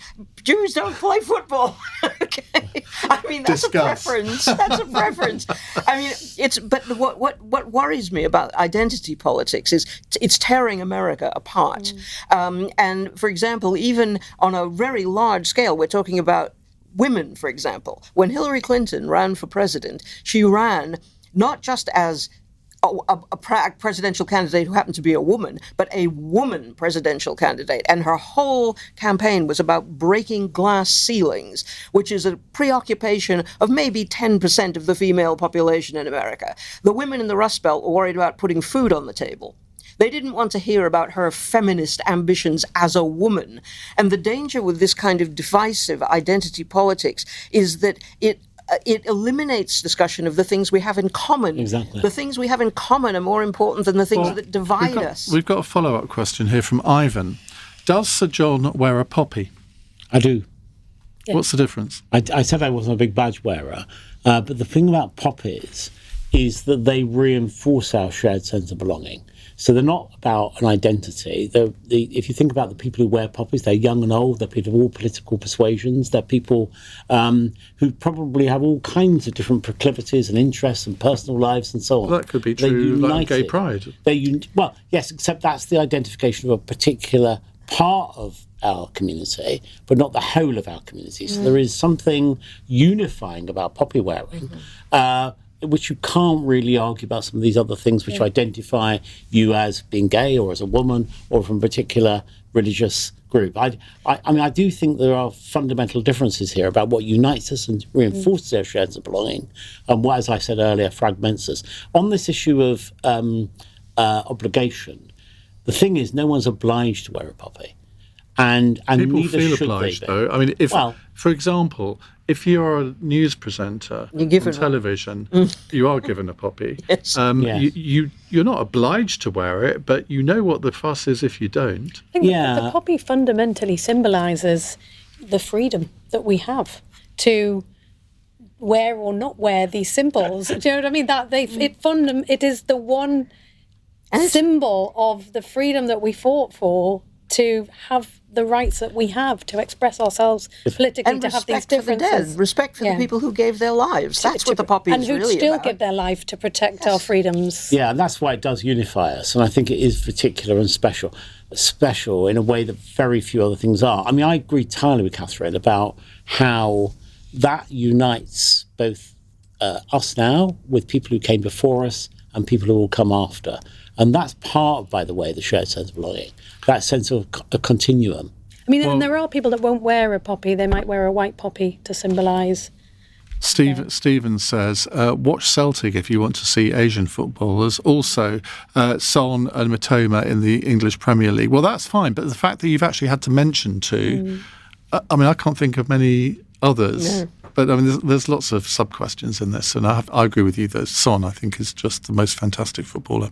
Cross Question with Iain Dale on LBC. 8:47 on LBC. Catherine McKinnell for Labour, Janet Daly for the Sunday Telegraph, Aggie Chambray for LBC, and Sir John Hayes for the Conservatives are with us answering your questions. Carly in Leicester says the government has now decided that crumpets, scones, note scones, not scones, and porridge are junk foods and will be subject to the new ban on TV and social media adverts. Isn't this just making a mockery of efforts to try to get us to eat more healthily? Now, the Health Secretary, Wes Streeting, has today unveiled details of the kinds of foods and drinks which will be affected by this advertising ban from next autumn. Along with sugary sweets and fizzy drinks, it will also affect the likes of muesli, granola, porridge oats and sweetened Greek yoghurt. But exemptions have been given to all savoury pastries, so sausage rolls, pork pies and pasties will continue to be advertised. Oh, I'd love to give my opinion on this, but I won't. Why not? Because that's for you to do. Janet. This has got to be a joke, right? This has got to be a piss take. I mean, this is just absurd. And it's wrong. Porridge is not bad for you. Porridge has been known to be quite good for you. Depends what's in it. Well, yes, but I mean real porridge, the kind that you make, the proper way. I mean, but this is just, to allow sausage rolls but not granola? What? I mean, it's just. This is beyond anything that you could have imagined to describe as a nanny state. This is just absurd, and it's going to put people off. I'm afraid it's going to put people off the whole idea of avoiding unhealthy foods and eating healthy ones. The idea that a muffin is worse than a sausage roll. What? So my understanding is it's about the time that children would be watching TV and managing the advertising of foods to children, because children are obviously very susceptible to advertising, and we know that there's a significant problem in terms of children's health, their obesity levels, tooth decay. Fine. Then you get the parents to educate their children on what not to eat. You don't have to do ridiculous blanket bans like this. Well, I mean, I think you say that, but I actually think an awful lot of food is not that clear in terms of its health benefits. So you say porridge is a perfectly healthy thing, but if you buy pre-made porridge, it will have probably high levels of sugar in it. All of which are on the packaging. Yeah, but what about sausage rolls? Why are they healthy?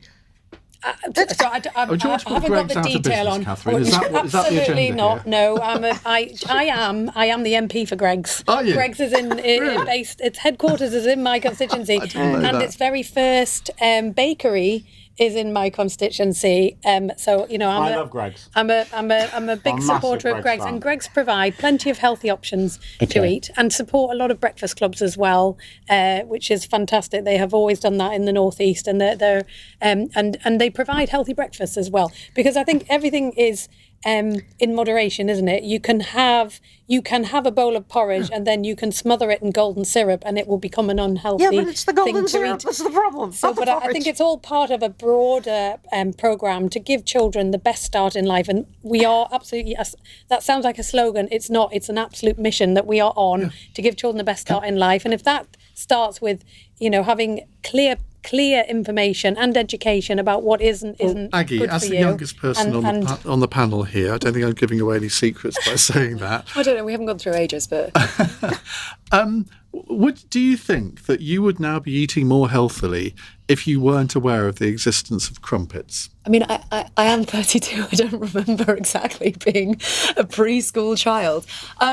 But I'm not sure. I mean, to be fair to the porridge, my understanding of it is not all porridge. It's porridge that's packaged porridge that's sweetened, so like with syrup or with fruity flavours, and it's not an entire ban. You are still going to be able to buy sweetened porridge, but you're not going to be able to buy crumpet. Well, no, they're not going to be able to advertise it. It's banning the advertising. So they're going to change the product so that they can advertise it. That's how on earth is eating a crumpet unhealthy? I don't know where the crumpets are in this. But I mean, whether or not I probably would still be eating as much sweet porridge. I don't eat porridge anymore because I'm worried about my glucose levels in the morning, so I have protein in the morning. But I remember going to the supermarket with my parents, and you see all the sweet stuff. You still want all the sweet stuff, even if you haven't seen the adverts on TV. But I think there have been some some criticisms of this government on the fact that it does seem to be quite interventionist on things like this.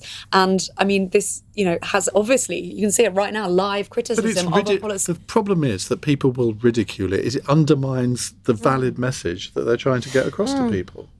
But doesn't it? Well, probably, yes. I mean, but I think it's worse than that. I think it's kind of Puritanism, a strange Puritanism that's taken hold, isn't it? Not just in the government, beyond it, actually. This desire that we must cleanse ourselves of all things that give us fun. So I voted against the smoking thing on the grounds it's preposterous that you say to somebody who's 29, you can smoke, because someone who's 28 can't, and regulating that and enforcing that is just preposterous. But leaving that to one side, we should remind people it was proposed by your own government. But this is for I would have voted against it then. But this is about parents being responsible. So my children had lots of ice cream and chocolate, but they didn't eat it all the time every day. There are a lot of healthy food there, fruit, there was other things. And so parents have always recognised there are some foods which are indulgences, but you don't give them your children daily. And that's how we live anyway. Can I just say one other thing? Because not only am I the home of Greggs, but I was also, until relatively recently, the home of Nestlé. Right. And I had regular, very interesting conversations with them about how they were modifying their products to fit within the requirements of the government. Kats. Well, but also they would reduce the sugar content of their sweets. They would reduce, and so they would create products that fitted within the boundaries of what was considered a healthy snack. So it drives producer behaviour to create healthier products, because if they want to advertise food for children now under this new rule, they're going to have to advertise food that fits within the healthy guidelines, and then children will be asking for broccoli when they go. Come on. Healthy food. I never want to see another rice or broccoli in my life. No, it's the invention of the devil. My children have always asked for broccoli. Oh, it's grim. So the truth is, shouldn't have to ask for it, to be honest. It's a grim world where we can't have the odd of a sausage roll, a bowl of porridge, and a crumpet now. No, but it means making them in a healthier way. Children have always had Easter eggs, chocolate Easter eggs, chocolates. And chocolates at Christmas. And they still will. They still will. It just won't be advertised to them. The problem is with childhood obesity is convenience food, which is conveniently cheap. Yes. You can take your children to McDonald's or to a Kentucky Fried Chicken or whatever, and get them a meal cheaply and easily, and that really is seriously unhealthy if it's eaten too much. Well, I want to fit in another question. I was debating whether to let this go on for another few minutes, but I think we'll move on to something slightly allied, actually. A WhatsApp question from Ben in Nottinghamshire. Given the UK's economic growth is falling, surely it is time to ditch Sunday trading restrictions in England, a measure that would raise billions for free. Now, the CBI says the growth expectations of companies based in this country has taken a decisive turn for the worse, with the majority expecting there to be less economic activity over the next 3 months. On the issue of Sunday trading, Tesco has come under fire in the Outer Hebrides, after choosing to open its store on the Isle of Lewis, home to a community with a strong tradition of observing the Sabbath in full, on a Sunday lunchtime for the very first time, only 16 days ago. I remember Sunday trading being a really difficult subject for the Thatcher government in 1986, and there was a huge fight against it. Now, shops are allowed to open, but only restricted hours on Sunday. Should they get more freedoms? Catherine? So I sat on. You've all got to be brief on this part. I sat on a legislative committee that looked at this when it was when they changed the rules to relax them under the former Conservative government, and there were really strong representations from people that work in shops that actually this is one of the only days where they know they can spend some time with their family, because they get the sort of late afternoon, evening, and they get a later start in the morning. And it was really powerful, the representations from Ostor, the Shop Workers Union. It was really important to them, and I gave their representations as part of the bill considerations.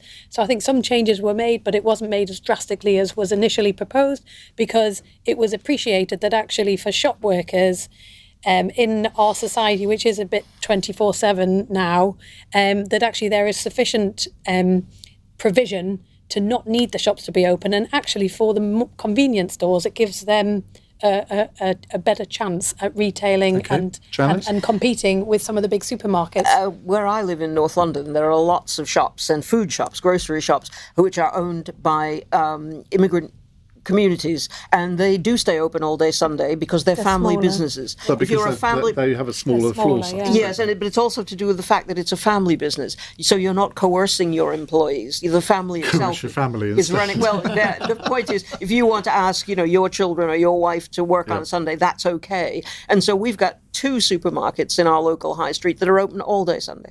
Okay, Aggie. I wonder whether there could be some sort of provision where you can say, that you are able to say no to working on a Sunday. But I think the number one mission of this government, we've been told over and over again, is growth. If this would create billions for free, as Ben in Nottinghamshire says, then perhaps it will be something that's considered soon. My number one mission would be create a more gentle and generous society. I'm not sure that's about 24/7. I want less 24/7 Britain. I want a Britain that has times of peace and times of contemplation and all those things. And small businesses would put a really big disadvantage, notwithstanding Janet's point about particular small businesses. So why should they have to compete with these multinational businesses that can only whenever they want? On behalf of shop workers, small businesses and communities that just want some peace and quiet, absolutely don't change the law. Okay. Fun question from Leanne in Newport. Sports directors come under fire for selling beanie hats to Welsh sports fans on which the Welsh word for Wales, Cymru, is spelt wrongly. I'm not going to ask you how to spell it. Which common spelling or grammatical mistake annoys you the most? Janet. People saying begs the question when they mean pose the question. Slightly esoteric. Yes, that begs the question. Doesn't it? Catherine. Ooh, I can't think of a grammar mistake that annoys me, but excessive acronyms. Since I came into government, this is a new thing for me. It's just acronym central, and I think sometimes using whole words would really help and aid speed of understanding. Aggie. Using fewer rather than less. Yeah, that's very annoying. Yeah, which you did in an interview with me on Sunday, didn't you? And I picked you up on it. Then I corrected myself, and I've learned my mistakes as well. People say less when they mean fewer. With me. I know. But your boyfriend said I was right. John. Using a comma before and, or even worse, starting a sentence with and. Ooh. Yeah, that is a bad one. And starting a sentence with but or however. Anyway, I won't count on my stylistically, those are quite smart things to do.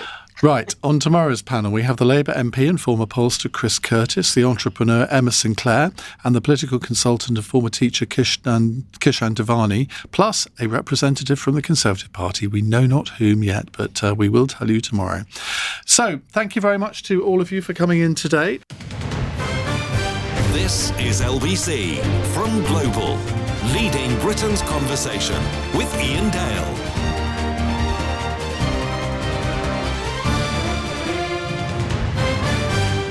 Hello, a very good evening. It's 9:04 on LBC. If you've just joined us, welcome to the programme. You missed a cracking cross question there, even if I say so myself.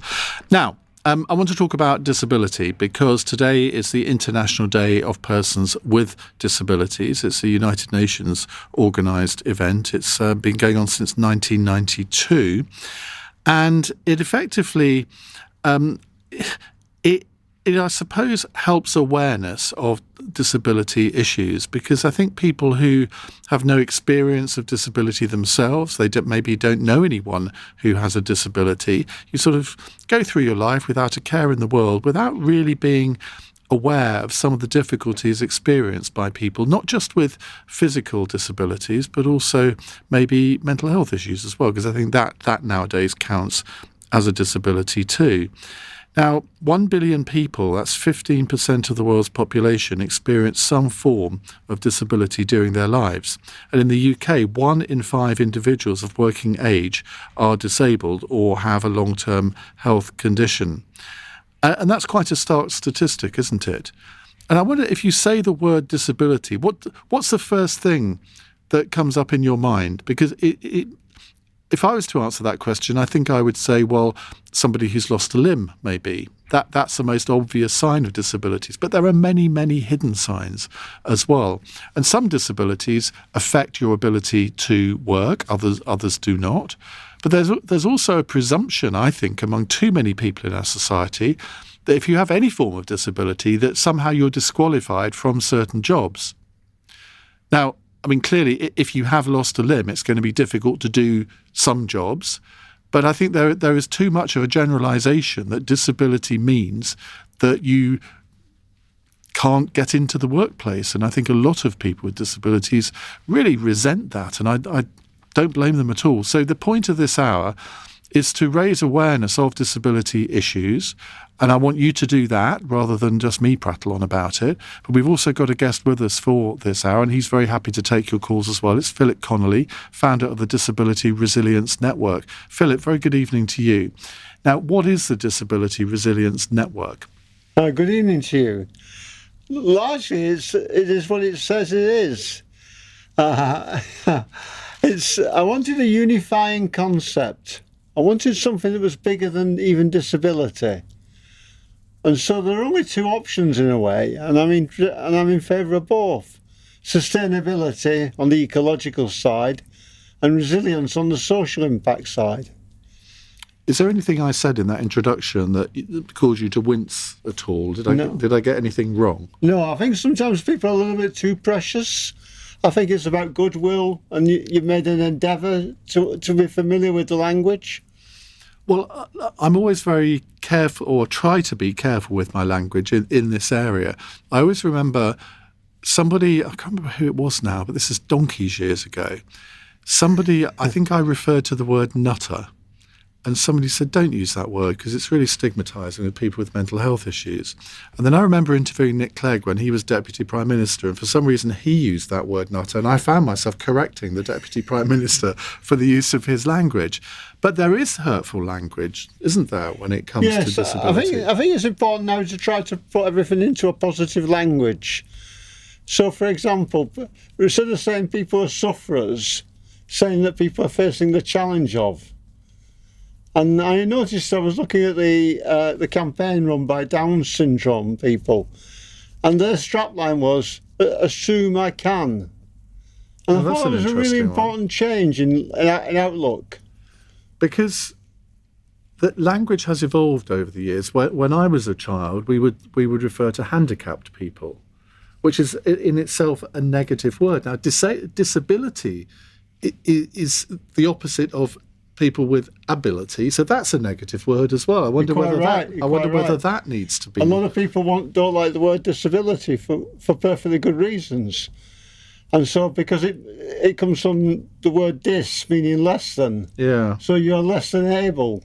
When the truth of the matter is that many people with disabilities, in some areas of their lives that are not related necessarily to their disability, are actually more capable and more competent than the non-disabled. I wonder whether this language issue is one of the reasons that maybe disability issues are not discussed on the media as much as they probably should be. I mean, I think we on this programme do talk about them quite a lot. But I constantly hear from people who say, well, you should be doing much more on this. I mean, there's lots of other issues people say we should do more or less of it as well. But particularly on this.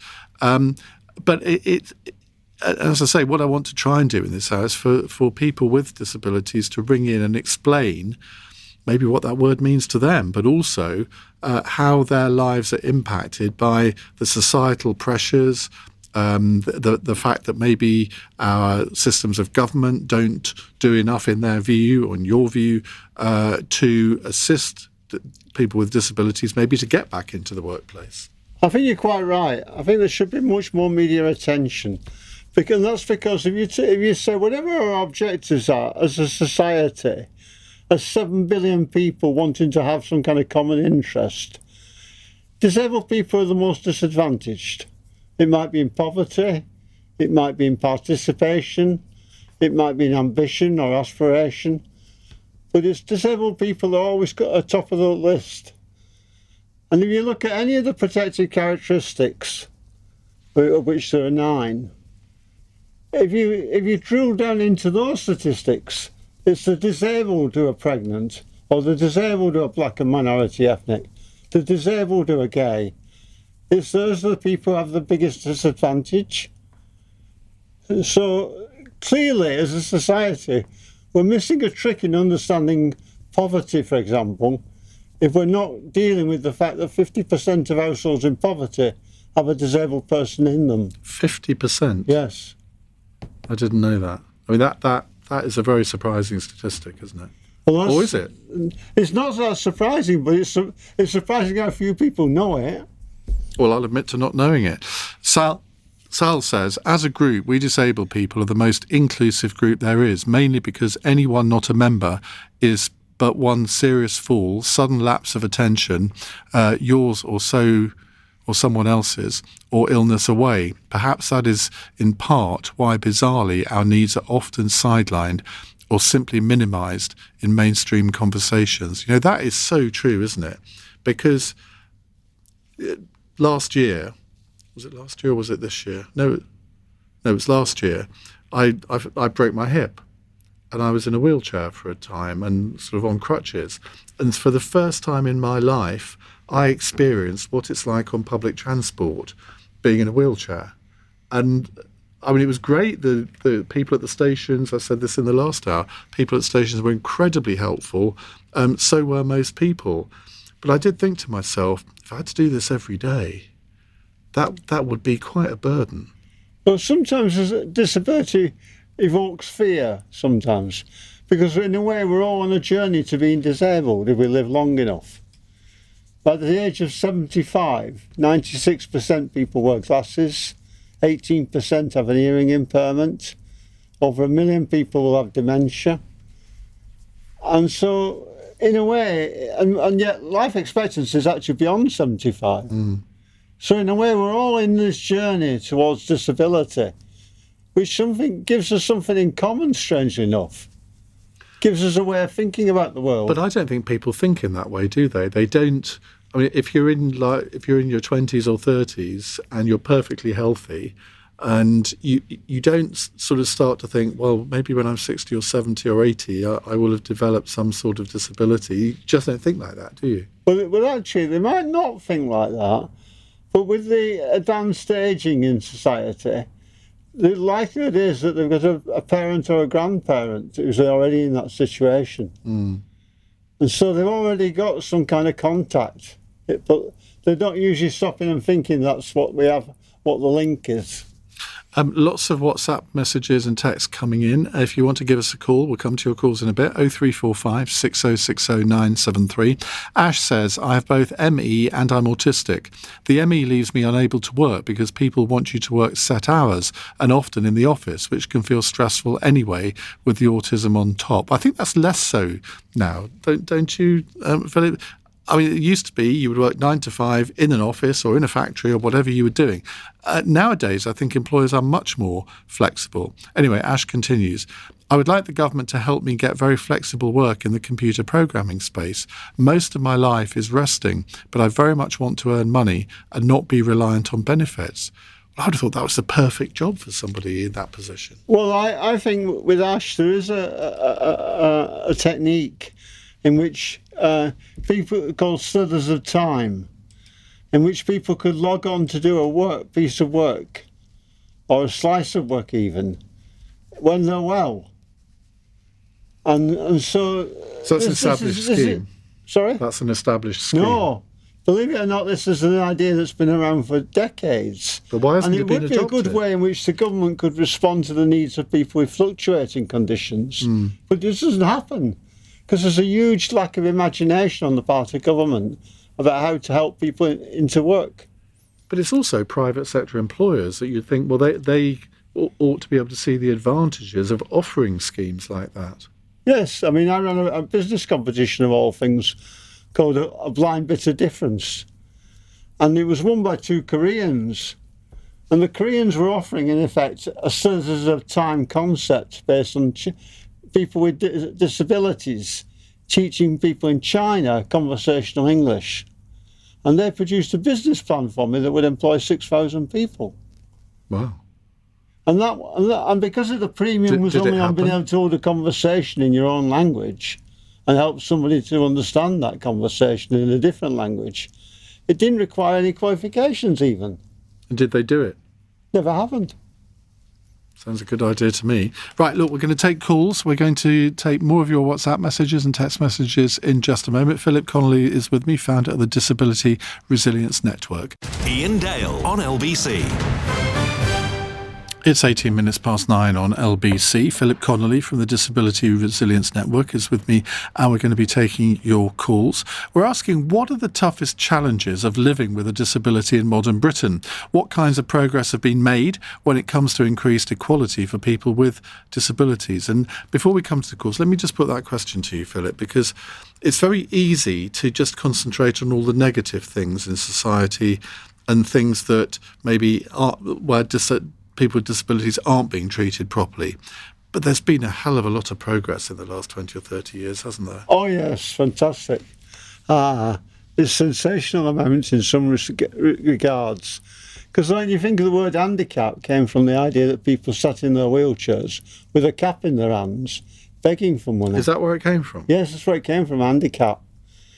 And so now we start to see people with disabilities, significant disabilities, on our television, in Strictly Come Dancing, or in the presentation of news, or in the people who go and get that news.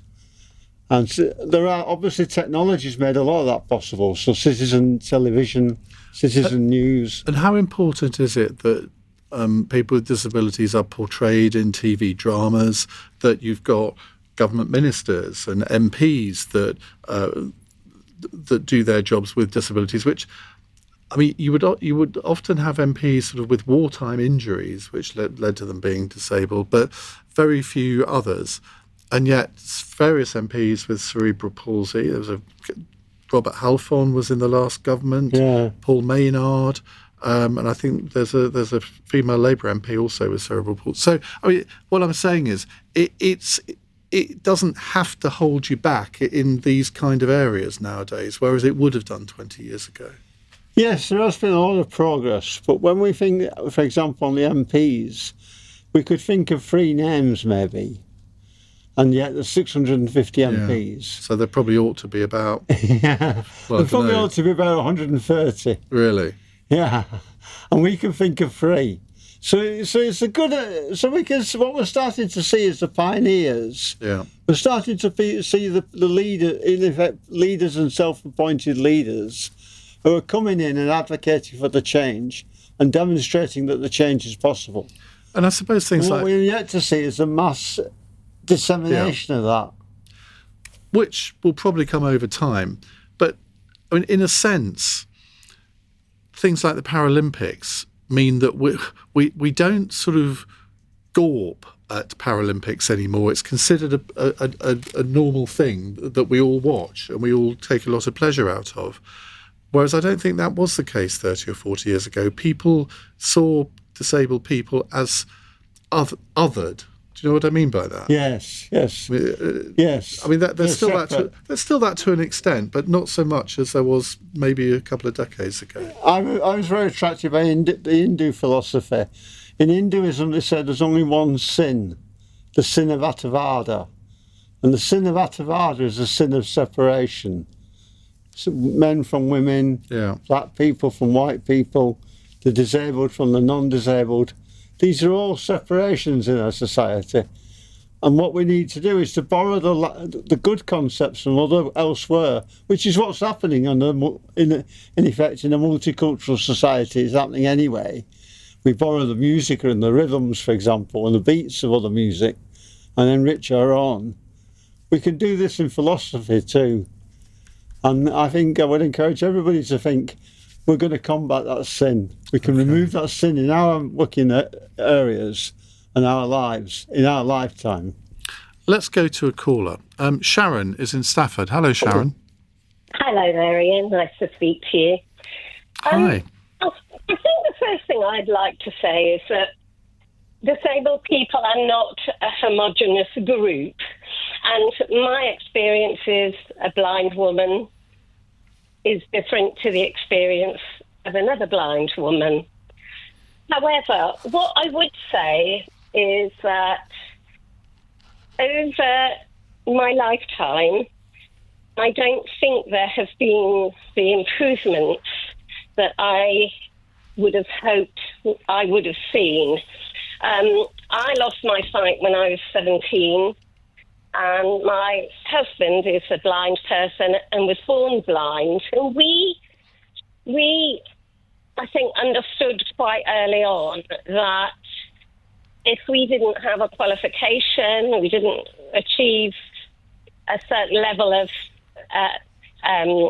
ability to sell ourselves in the marketplace, and it would be very difficult to get the sorts of jobs and the life that we wanted. And actually we're retired now, but we're in our 60s, but we had good careers, we raised a family, but throughout that whole period, the levels of expectations of us were always very low. And why do you think that was? I think people focus on what you can't do and have an attitude that you must be living your life in deficit. People say, when did you lose your sight? Oh, I'm so sorry for you. And the tone, from that tone of conversation where it's heading. And it can be exhausting because actually you can challenge it. Of course you can challenge it. And of course sometimes I do. But actually you've got to learn which battles to fight. Otherwise, you could be having that challenge several times a day. And certainly for me, I can speak for me, I had a good career, an enjoyable career, and all the employers that I had valued me, promoted me, wanted to hang on to me. But when I tried to break out and get, promotions in other organisations, I would go, I would be interviewed, and, friends and colleagues could not believe that I hadn't been successful. And I'd get feedback from, some people. There was a completely different feedback. And I had to come to the conclusion in the end. Obviously, there's always people that are better than you, But I went for interview after interview externally to my employer, and there was always a reason why I wasn't suitable for the role. Now, I was at the top of my department, running a successful department. And so you have to stop to think at some point, is it that they don't want to take the risk on employing a blind woman or a blind person rather, in an area where there is high criticism. It was in children's social care. And I was doing the job. And, even now, I'm a woman in my 60s, I've raised a family, I've got grandchildren.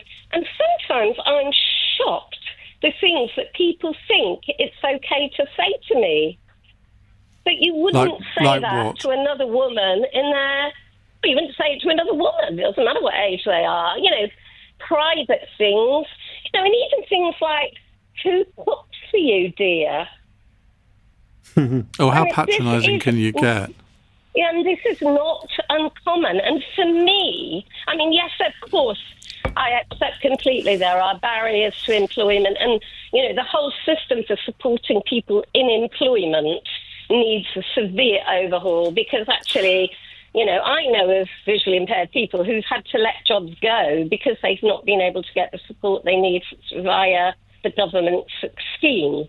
That all needs overhaul, but we really need in this country, and I'd hoped by now it would have happened. We need a whole scale review of the way people view disabled people in a negative way, not just that they're different. Sharon, do you think sometimes, though, when people say inappropriate things to you, what they're sort of, I suppose sometimes they're not quite sure what to say and put it in a way that is inappropriate, but they're not doing it out of any malign intent. Sometimes people are just curious.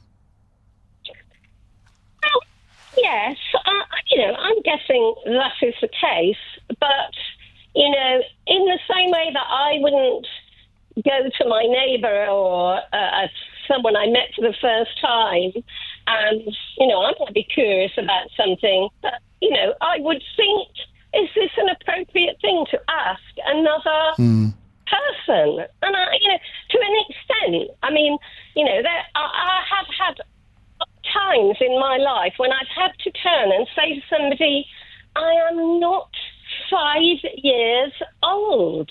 And, of course, then somebody's very offended, and usually afterwards I feel irritated with myself that I'd let it annoy me. But you go through that on a week-on, week-off basis, and actually it has an impact on, you know, or has a huge potential to have an impact on your self-esteem. You have just brought back a little memory. You know, I said a few moments ago when I was temporarily in a wheelchair when I broke my hip. I remember being wheeled by my partner somewhere, and we encountered somebody that we knew a little bit but not very well.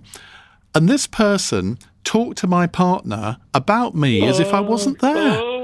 And I suspect that that is a very common thing that happens. Yeah, absolutely. Well, people assume, when I tell people, oh, no, I've got grown-up children, I've got grandchildren, they assume straight away I've got a sighted partner. Straight away. And I say, well, no, actually, my husband's, how did you manage? And this is not uncommon. And I, you know, I don't have an answer. But I know in my 20s, I thought, I'm in the workplace, I'm striving on with my career, things are going to get better and things are going to improve. But I'm afraid, you know, lots of things are brilliant. Technology is fantastic and has opened to many doors. I mean, there are lots of positives, but I do think that people's attitude and their view that somehow you're living less of a life is a major barrier to inclusion. Well, Sharon, thank you so much for calling in. Really, really interesting to hear your story. Philip, I think it's very interesting. Whenever we do phone-ins on disabilities, I have more phone calls from blind people than any other group of disabled people. I've never understood why that would be, but of course the first caller we have is Sharon. Well, you're a radio station, so predominantly your output is going to be the spoken word. Well, that is true, but it's still, I mean, I don't know how many blind people there are in the United Kingdom. I don't know if that's something you know. But well, I used to work for over 7 years for the Royal National Institute of Blind People, and I am registered partially sighted myself. I have 3 eyesight conditions myself, and there are around 2 million blind and partially sighted people. So it's quite a big number. Yeah. So it's very good that your blind listeners can identify with you and want to speak to your station. I mean, that's really good. I'm sure we'll get more over the next half an hour. Sharon, what a great call. Thank you very much indeed. We'll come to more of your calls in a moment with Philip Connolly, founder of the Disability Resilience Network. Iain Dale on LBC. Text 84850. Right, here we go. 9:34 on LBC. Philip Connolly, founder of the Disability Resilience Network, is with me. We're talking about the International Day of Persons with Disabilities, and we're encouraging you to phone in with your experience and wondering, really, what can be done to improve the quality of life for disabled people in this country. And I understand when you say the phrase disabled people or people with disabilities, that covers a huge area. And we just talked to Sharon, who's blind, but obviously blindness is not the only disability, as we'll no doubt hear now from other people. Anastasia is in Leeds. Hello, Anastasia. Oh, hello, Ian. Yes. Well, I've actually got cerebral palsy, and I really do think it's important not to group a whole load of people together. And one of the greatest things that one should try and do is sort out the attitudinal barriers, because once we've sorted out the sorry, I'm just hearing how I'm speaking. So that's why I'm slightly laughing. Once we sort out the attitudinal barriers, we're halfway there. Now, there's a little antidote from years ago. I wanted to get into TV, right? And some very well-known person that will remain nameless, very well-known, I should say, he said to me, I think you should get. He interviewed me on some television program, no longer in existence, the TV program that is. He said you should go into radio, and he said the reason why you should go into radio because you won't be seen. So that I can't even remember what year that was. But at the time, I wouldn't have thought anything of it. But on reflection, I just think it's really terrible. Now, language, can I just say, and the reason I'm speaking fast is that I feel I've got to get it all in, or as much as I can. Language is very, very important. If you take the S word in relation to, I'm not going to repeat it, but I'm hoping you know what I mean. The S word in relation to cerebral palsy, I absolutely hate that word. And there are other words in relation to other sectors of society. I really seriously believe that language is very, very important. Now, occasionally, I have actually done some professional writing. For example, I had actually interviewed the late John Prescott. I got invited to 10 Downing Street 11 and 10, at least twice. And I know that you're interested in politics. And I've always wanted to ask, well, I'll tell you a fact about me. Maybe you've met her, the late Mo Molan. I did meet her. You did. So I'm only mentioning her now because I wouldn't get the opportunity to ask you. So I feel. Well, she's an interesting case, isn't she? Because of course she'd got a brain tumour, which led to a form of disability, and I can remember interviewing her a couple of years before she died, and she walked. So I don't know whether I should say it. No, I'm not going to say it. But there were two things that she did in that interview, which I know that she wouldn't have done had she not had the brain tumour. Yeah. And it was. I mean, unless you mean when she actually took off the wig or something like that. Well, I have talked about it on a podcast, but I'm not sure it's appropriate to talk about it on the radio, so I'm not going to. Fair enough. Anastasia, thank you very much. Listen, I've got loads of calls. Thank you very much indeed for phoning in. Before we come to the next call, though, Philip, I mean, this whole thing about language, I mean, there's a famous phrase, sticks and stones, break my bones, blah, blah, blah. But you can't really apply that, I think, in this area, can you? Because it can be incredibly hurtful, the things that people say, even when they don't mean it. Yes, I'd like to pick up a point on the issue of numbers. So obviously there's a huge number of reasons why you might have a disability. Only 5% of the people are born with a disability. So most people acquire a disability. And obviously that happens more with age.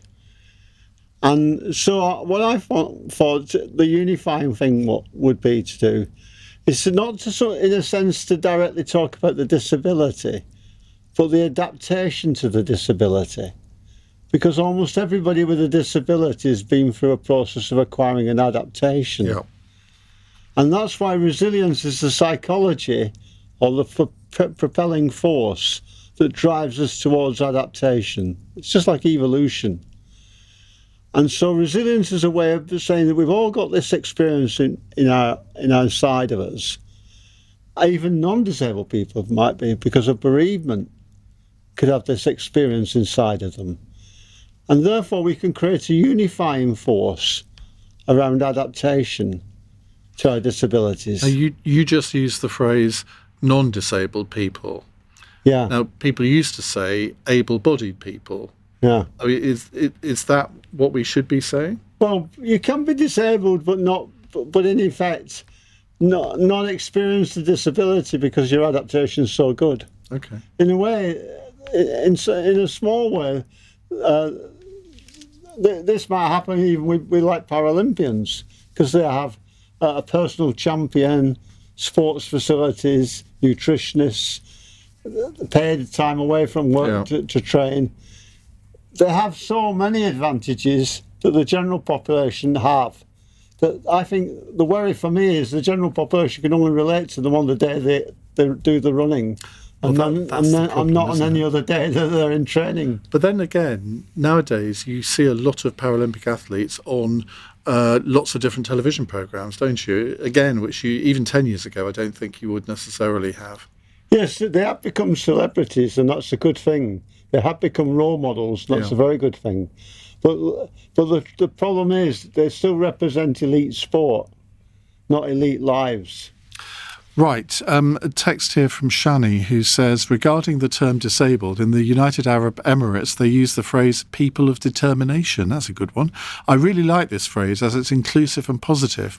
We know that disabled people can be thought of and treated differently in our society, and I do believe that we need to change the automatic stereotyping of people who face multiple challenges. Let's go to Carol, who's a new caller in Croydon. Hello, Carol. Oh, hi, Ian. Thank you very, very much for taking my call. I've listened to you loads of times, but I've never actually spoken to you. Well, I'm glad to have provoked you. So, yeah, my daughter's 34, and she's got moderate learning disabilities and epilepsy.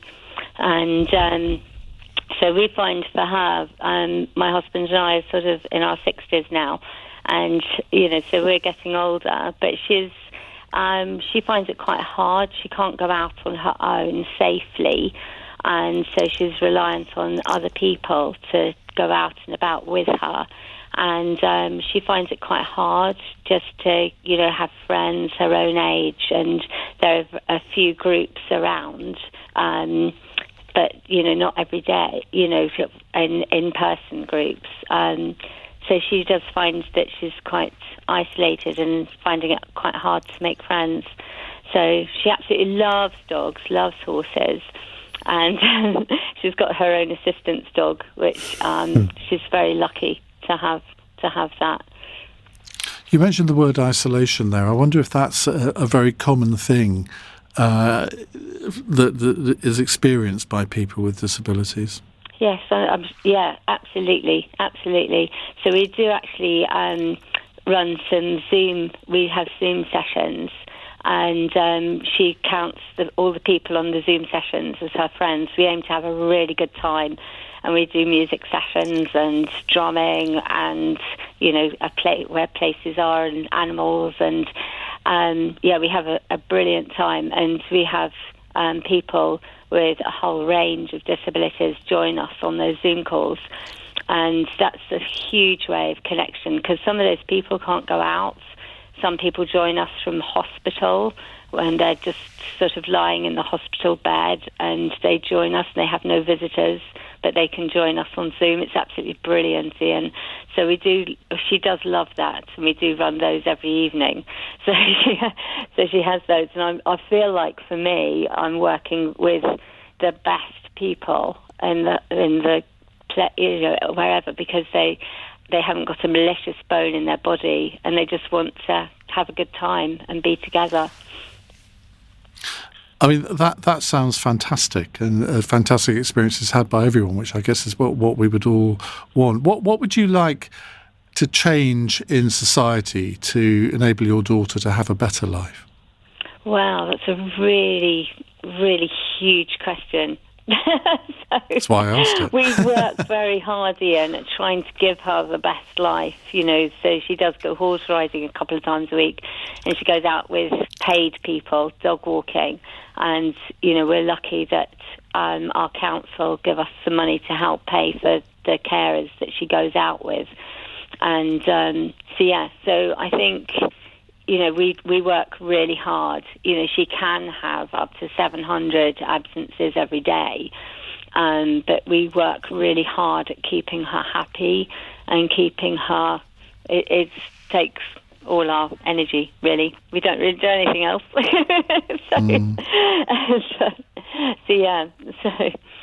Well, it's great to have such an uplifting call, Carol, and I know you were nervous at the beginning, but you've no need to be. Thank you very much indeed, and best wishes to you. Philip, I mean, that was actually quite inspiring, I thought, that Carol has dealt with a difficult situation, trying to do the best for her daughter, who's now an adult, and the sense of isolation that I think that her daughter feels from time to time. She's trying to mitigate that, and that's quite a task sometimes, isn't it? Yes, I personally have come to the idea that the shortcut for that task is to create spaces and places so where people could tell their stories.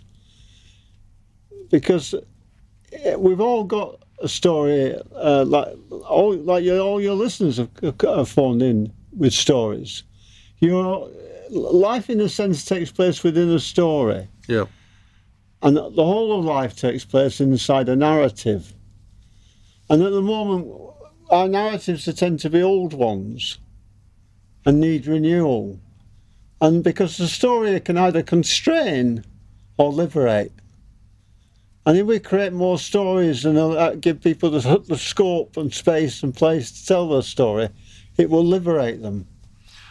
And I guess if you think about it, it is everyone. Well, you say everyone has a story, and you're right in that. But in a sense, somebody with a disability probably has a more interesting story to tell because it's different from what sort of the majority of people experience in their lives. Sometimes that's very true. So, for example, like the interview situation, if you were to find out what has brought everybody in that room into the room, you will often find it's the disabled person that's got the most interesting story to tell. Mm. So sometimes that's very true.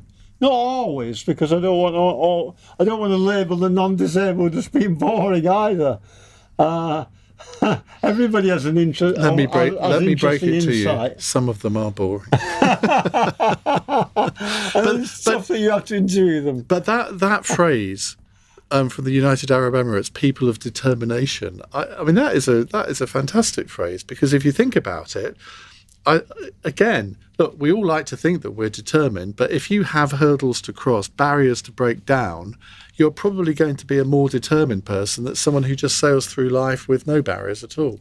And that's why I use the language of resilience, because I think it's a little bit more richer than the word determination. It embodies a lot more wider range of skills. It's more analysis, more scientific investigation. And as I was saying, it relates in different ways back to evolution even. But the problem with what I believe in is the idea that, in a sense, that the everyday hero idea. So you don't have to be Superman because you're disabled, or when you become disabled, you don't have to climb Kilimanjaro. You don't have to go and climb the highest mountain you can find. But you become a hero in your everyday life. But when you look at it from that point of view, just as there are people without disabilities, non-disabled, as you said, who want the challenge of climbing Mount Kilimanjaro, there will be disabled people who want to do that too. Yeah. I mean, but we differentiate between the two in a way that maybe sometimes we shouldn't. I mean, I had a business partner whose the accomplishment of his day was putting his socks on, but because his MS I'm made getting it so to that age difficult as well. to reach his feet. Yeah. And I just want, in a sense, to be the best human being you can be, at whatever stage of your disability you're at. I've got a degenerative disability. The predictions for me are quite severe. You've got Parkinson's. I've got a neurological condition. I've got Parkinson's disease. But every day I try to be the best I can be at that stage of my illness. And that's why I've started doing things I've never done before in my life. I do ballet for my Parkinson's. Yeah. Now I go down to the gym. I've never been to the gym in my life before. But I have a friend and she's out, and she introduces me to all the equipment, and I put myself through it. And I'm encouraged by the fact she's got presence and empathy, and that's all we can look for from people sometimes. But she's the best in what she does. I'm sorry, but I've just got this image of you doing ballet in my mind now. Yeah, you look at English National Ballet, and there's probably a video of our class at the English National Ballet's school in Canning Town. And you probably could see me. I'm the third swan from the left, I think. Might well have a look. This is LBC with Iain Dale. Call 0345 6060 973. 9:52. Let's go to Michael in Dartford. Hello, Michael. Yeah, hello, Ian. It's lovely to speak to you. Just another severely visually impaired person. Luckily, it came to me later in life, but it completely changes your life. The point I wanted to raise really was trying to get out and walk about with the e-scooters, e-bikes. And another thing that's really frightened me, I was waiting across the road a while ago, and there was some, I presume, teenagers the other side of the road, and they called out, "Safe to cross, mister." And I stepped out, and there was a screech of brakes to my right, and it was one of these new electric vans, and you cannot hear them. So if you can't see them and you can't hear them, it's really dangerous, especially when, you were misled into stepping out. But it's just a shout really for all blind people. Let me just get that right. Somebody actually told you it was safe to cross the road, and it wasn't? Yeah, a group of teenagers, yeah. Oh, dear, oh dear. Very, very sad. I hope the parents were proud of them. But it's really a shout for all blind people because, with these things now that are electric, you cannot hear them. And if they're on the pavement or now, like crossing the road, there's going to be more and more electric cars. And it really is a hazard if you can't hear them and you can't see them. I mean, fortunately, I'm not totally blind, but I am severely sight impaired. I've just been registered as that. But fortunately, I'm older and I'm retired, so I had my life with my sight. So I consider myself fortunate in that area. But I'm trying to come to terms with it. But it's things like that. Look, things like walking the dog now, where you hear all these dog attacks. So you're very apprehensive about even going out and walking the dog. I just thought I'd make that point. Yeah, and you made it very well, Michael. Thank you very much indeed. John's in Southwark. Hello, John. Hello, Ian. I'm rather disappointed in your programme. I listened to you all week, and what I'm trying to say is I thought there were going to be more improvements and suggestions, like having a braille in the restaurant, a menu card in braille. Or when you you said you have to get on the railways at Charing Cross. How would you deal with the train at West Hampstead Station when it's 6 inches below the station? Or my wife was in a wheelchair, couldn't get up to the reference library. When I mentioned they put in the lift, they said, "Oh, it's a Grade 1 listed building." And I said, "Well, does Grade 1 listed building beat my wife, who should be able to get the reference library?" I thought your programme was going to be more about people making suggestions into improving life instead of chatting about I know they're all important, but I thought there was going to be a programme of how people improve things by doing things. Well, John, I can only work with the material that I'm given, and I encourage people to phone in. I mean, you have done that, and you've given one or two suggestions yourself. Other people could have done the same thing. I think one or two of them did, actually. Don't you, Philip? Yes, and I also think that your phoning, your call is actually very practical. We could, and there's a myriad of different examples where you could do some of this, get some of these kind of needs met on a smartphone, if you've got one, of course. And so you've actually helped to balance the programme with your practicality, and we thank you for that. Any other suggestions, John? Yeah, when you come into Hampton Court stations, I wrote to Boris a long time ago, he said, the train is so high above the station, why can't they build the platform up? With all the payments they get rid of when they put in up payments for putting little square ones on, they could build up the payment. I mean, you said you had trouble getting on the train. At West Hampstead, you'd have to have the ramp inside the carriage to get out. Well, I don't doubt you for 1 minute. I suppose the problem that we've got is that London Underground, most of it was built in the 1890s, early part of the 20th century. So, and people didn't really think about these things then to the extent that we do now. But you look at most of the new lines, and you'd like to think that they were much more is disabled friendly an acceptable term? Well, John, the Transport for London are actually very good on this sort of stuff.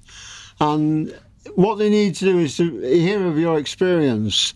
And Transport for London employ independent advisors, I think around 12 of them, with a special interest in disability, to push up these kind of schemes like West Hampstead, higher up the list, so that you get the deal that you need and you get the service you require from the streets. But the problem is, and I guess this is the discussions that are had within TfL and other transport organisations, is you have a certain budget and you've got to prioritise the money that you put into various schemes to help disabled people. And if they think, well, getting the platforms up to the right level at West Hampstead is going to cost £2 million. I've got no idea what it would cost, but let's take that as an example. And there's another scheme which would cost £500,000 but actually affect more people. You're going to go for that one, aren't you? I mean, that's just the natural way of things.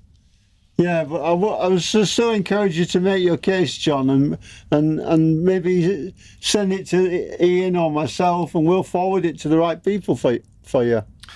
Let's take a couple of other texts here. Nadeem says, Dr. Marie Tidball is an MP who is a remarkable disabled woman, amazing activist, got into Oxford, an amazing and inspirational story. Worth you having her on. I'm making a note of that, and we'll get her on cross question very, very soon. Listen, we could talk about this for a lot longer, but that is the end of the hour. Philip, thank you so much for being with us. You've had lots and lots of praise on my text. I haven't read them out, but be assured that you've been an absolutely vital part of this hour, and I've enjoyed having you with me. Thank you very much. Thank you very much. We're shaking hands now. Well, I would love to do that. So let's make it happen again. Thank you very much indeed. Now, that's all for this evening. Thanks for your calls and messages. I'll be back tomorrow from 7. If you missed any of this evening's show, you can listen back on Catch Up on Global Player, or you can also pause and rewind live radio, as well as listen to a range of podcasts, including the whole show podcast for this show, which will be available for you shortly. Available for you shortly. Available for you shortly. Available for you shortly. Available for you shortly. Available for you shortly. Available for you shortly. Available for you shortly. Available for you shortly. Available for you shortly. Available for you shortly. Available for you shortly. Available for you shortly. Available for you shortly. Available for you shortly.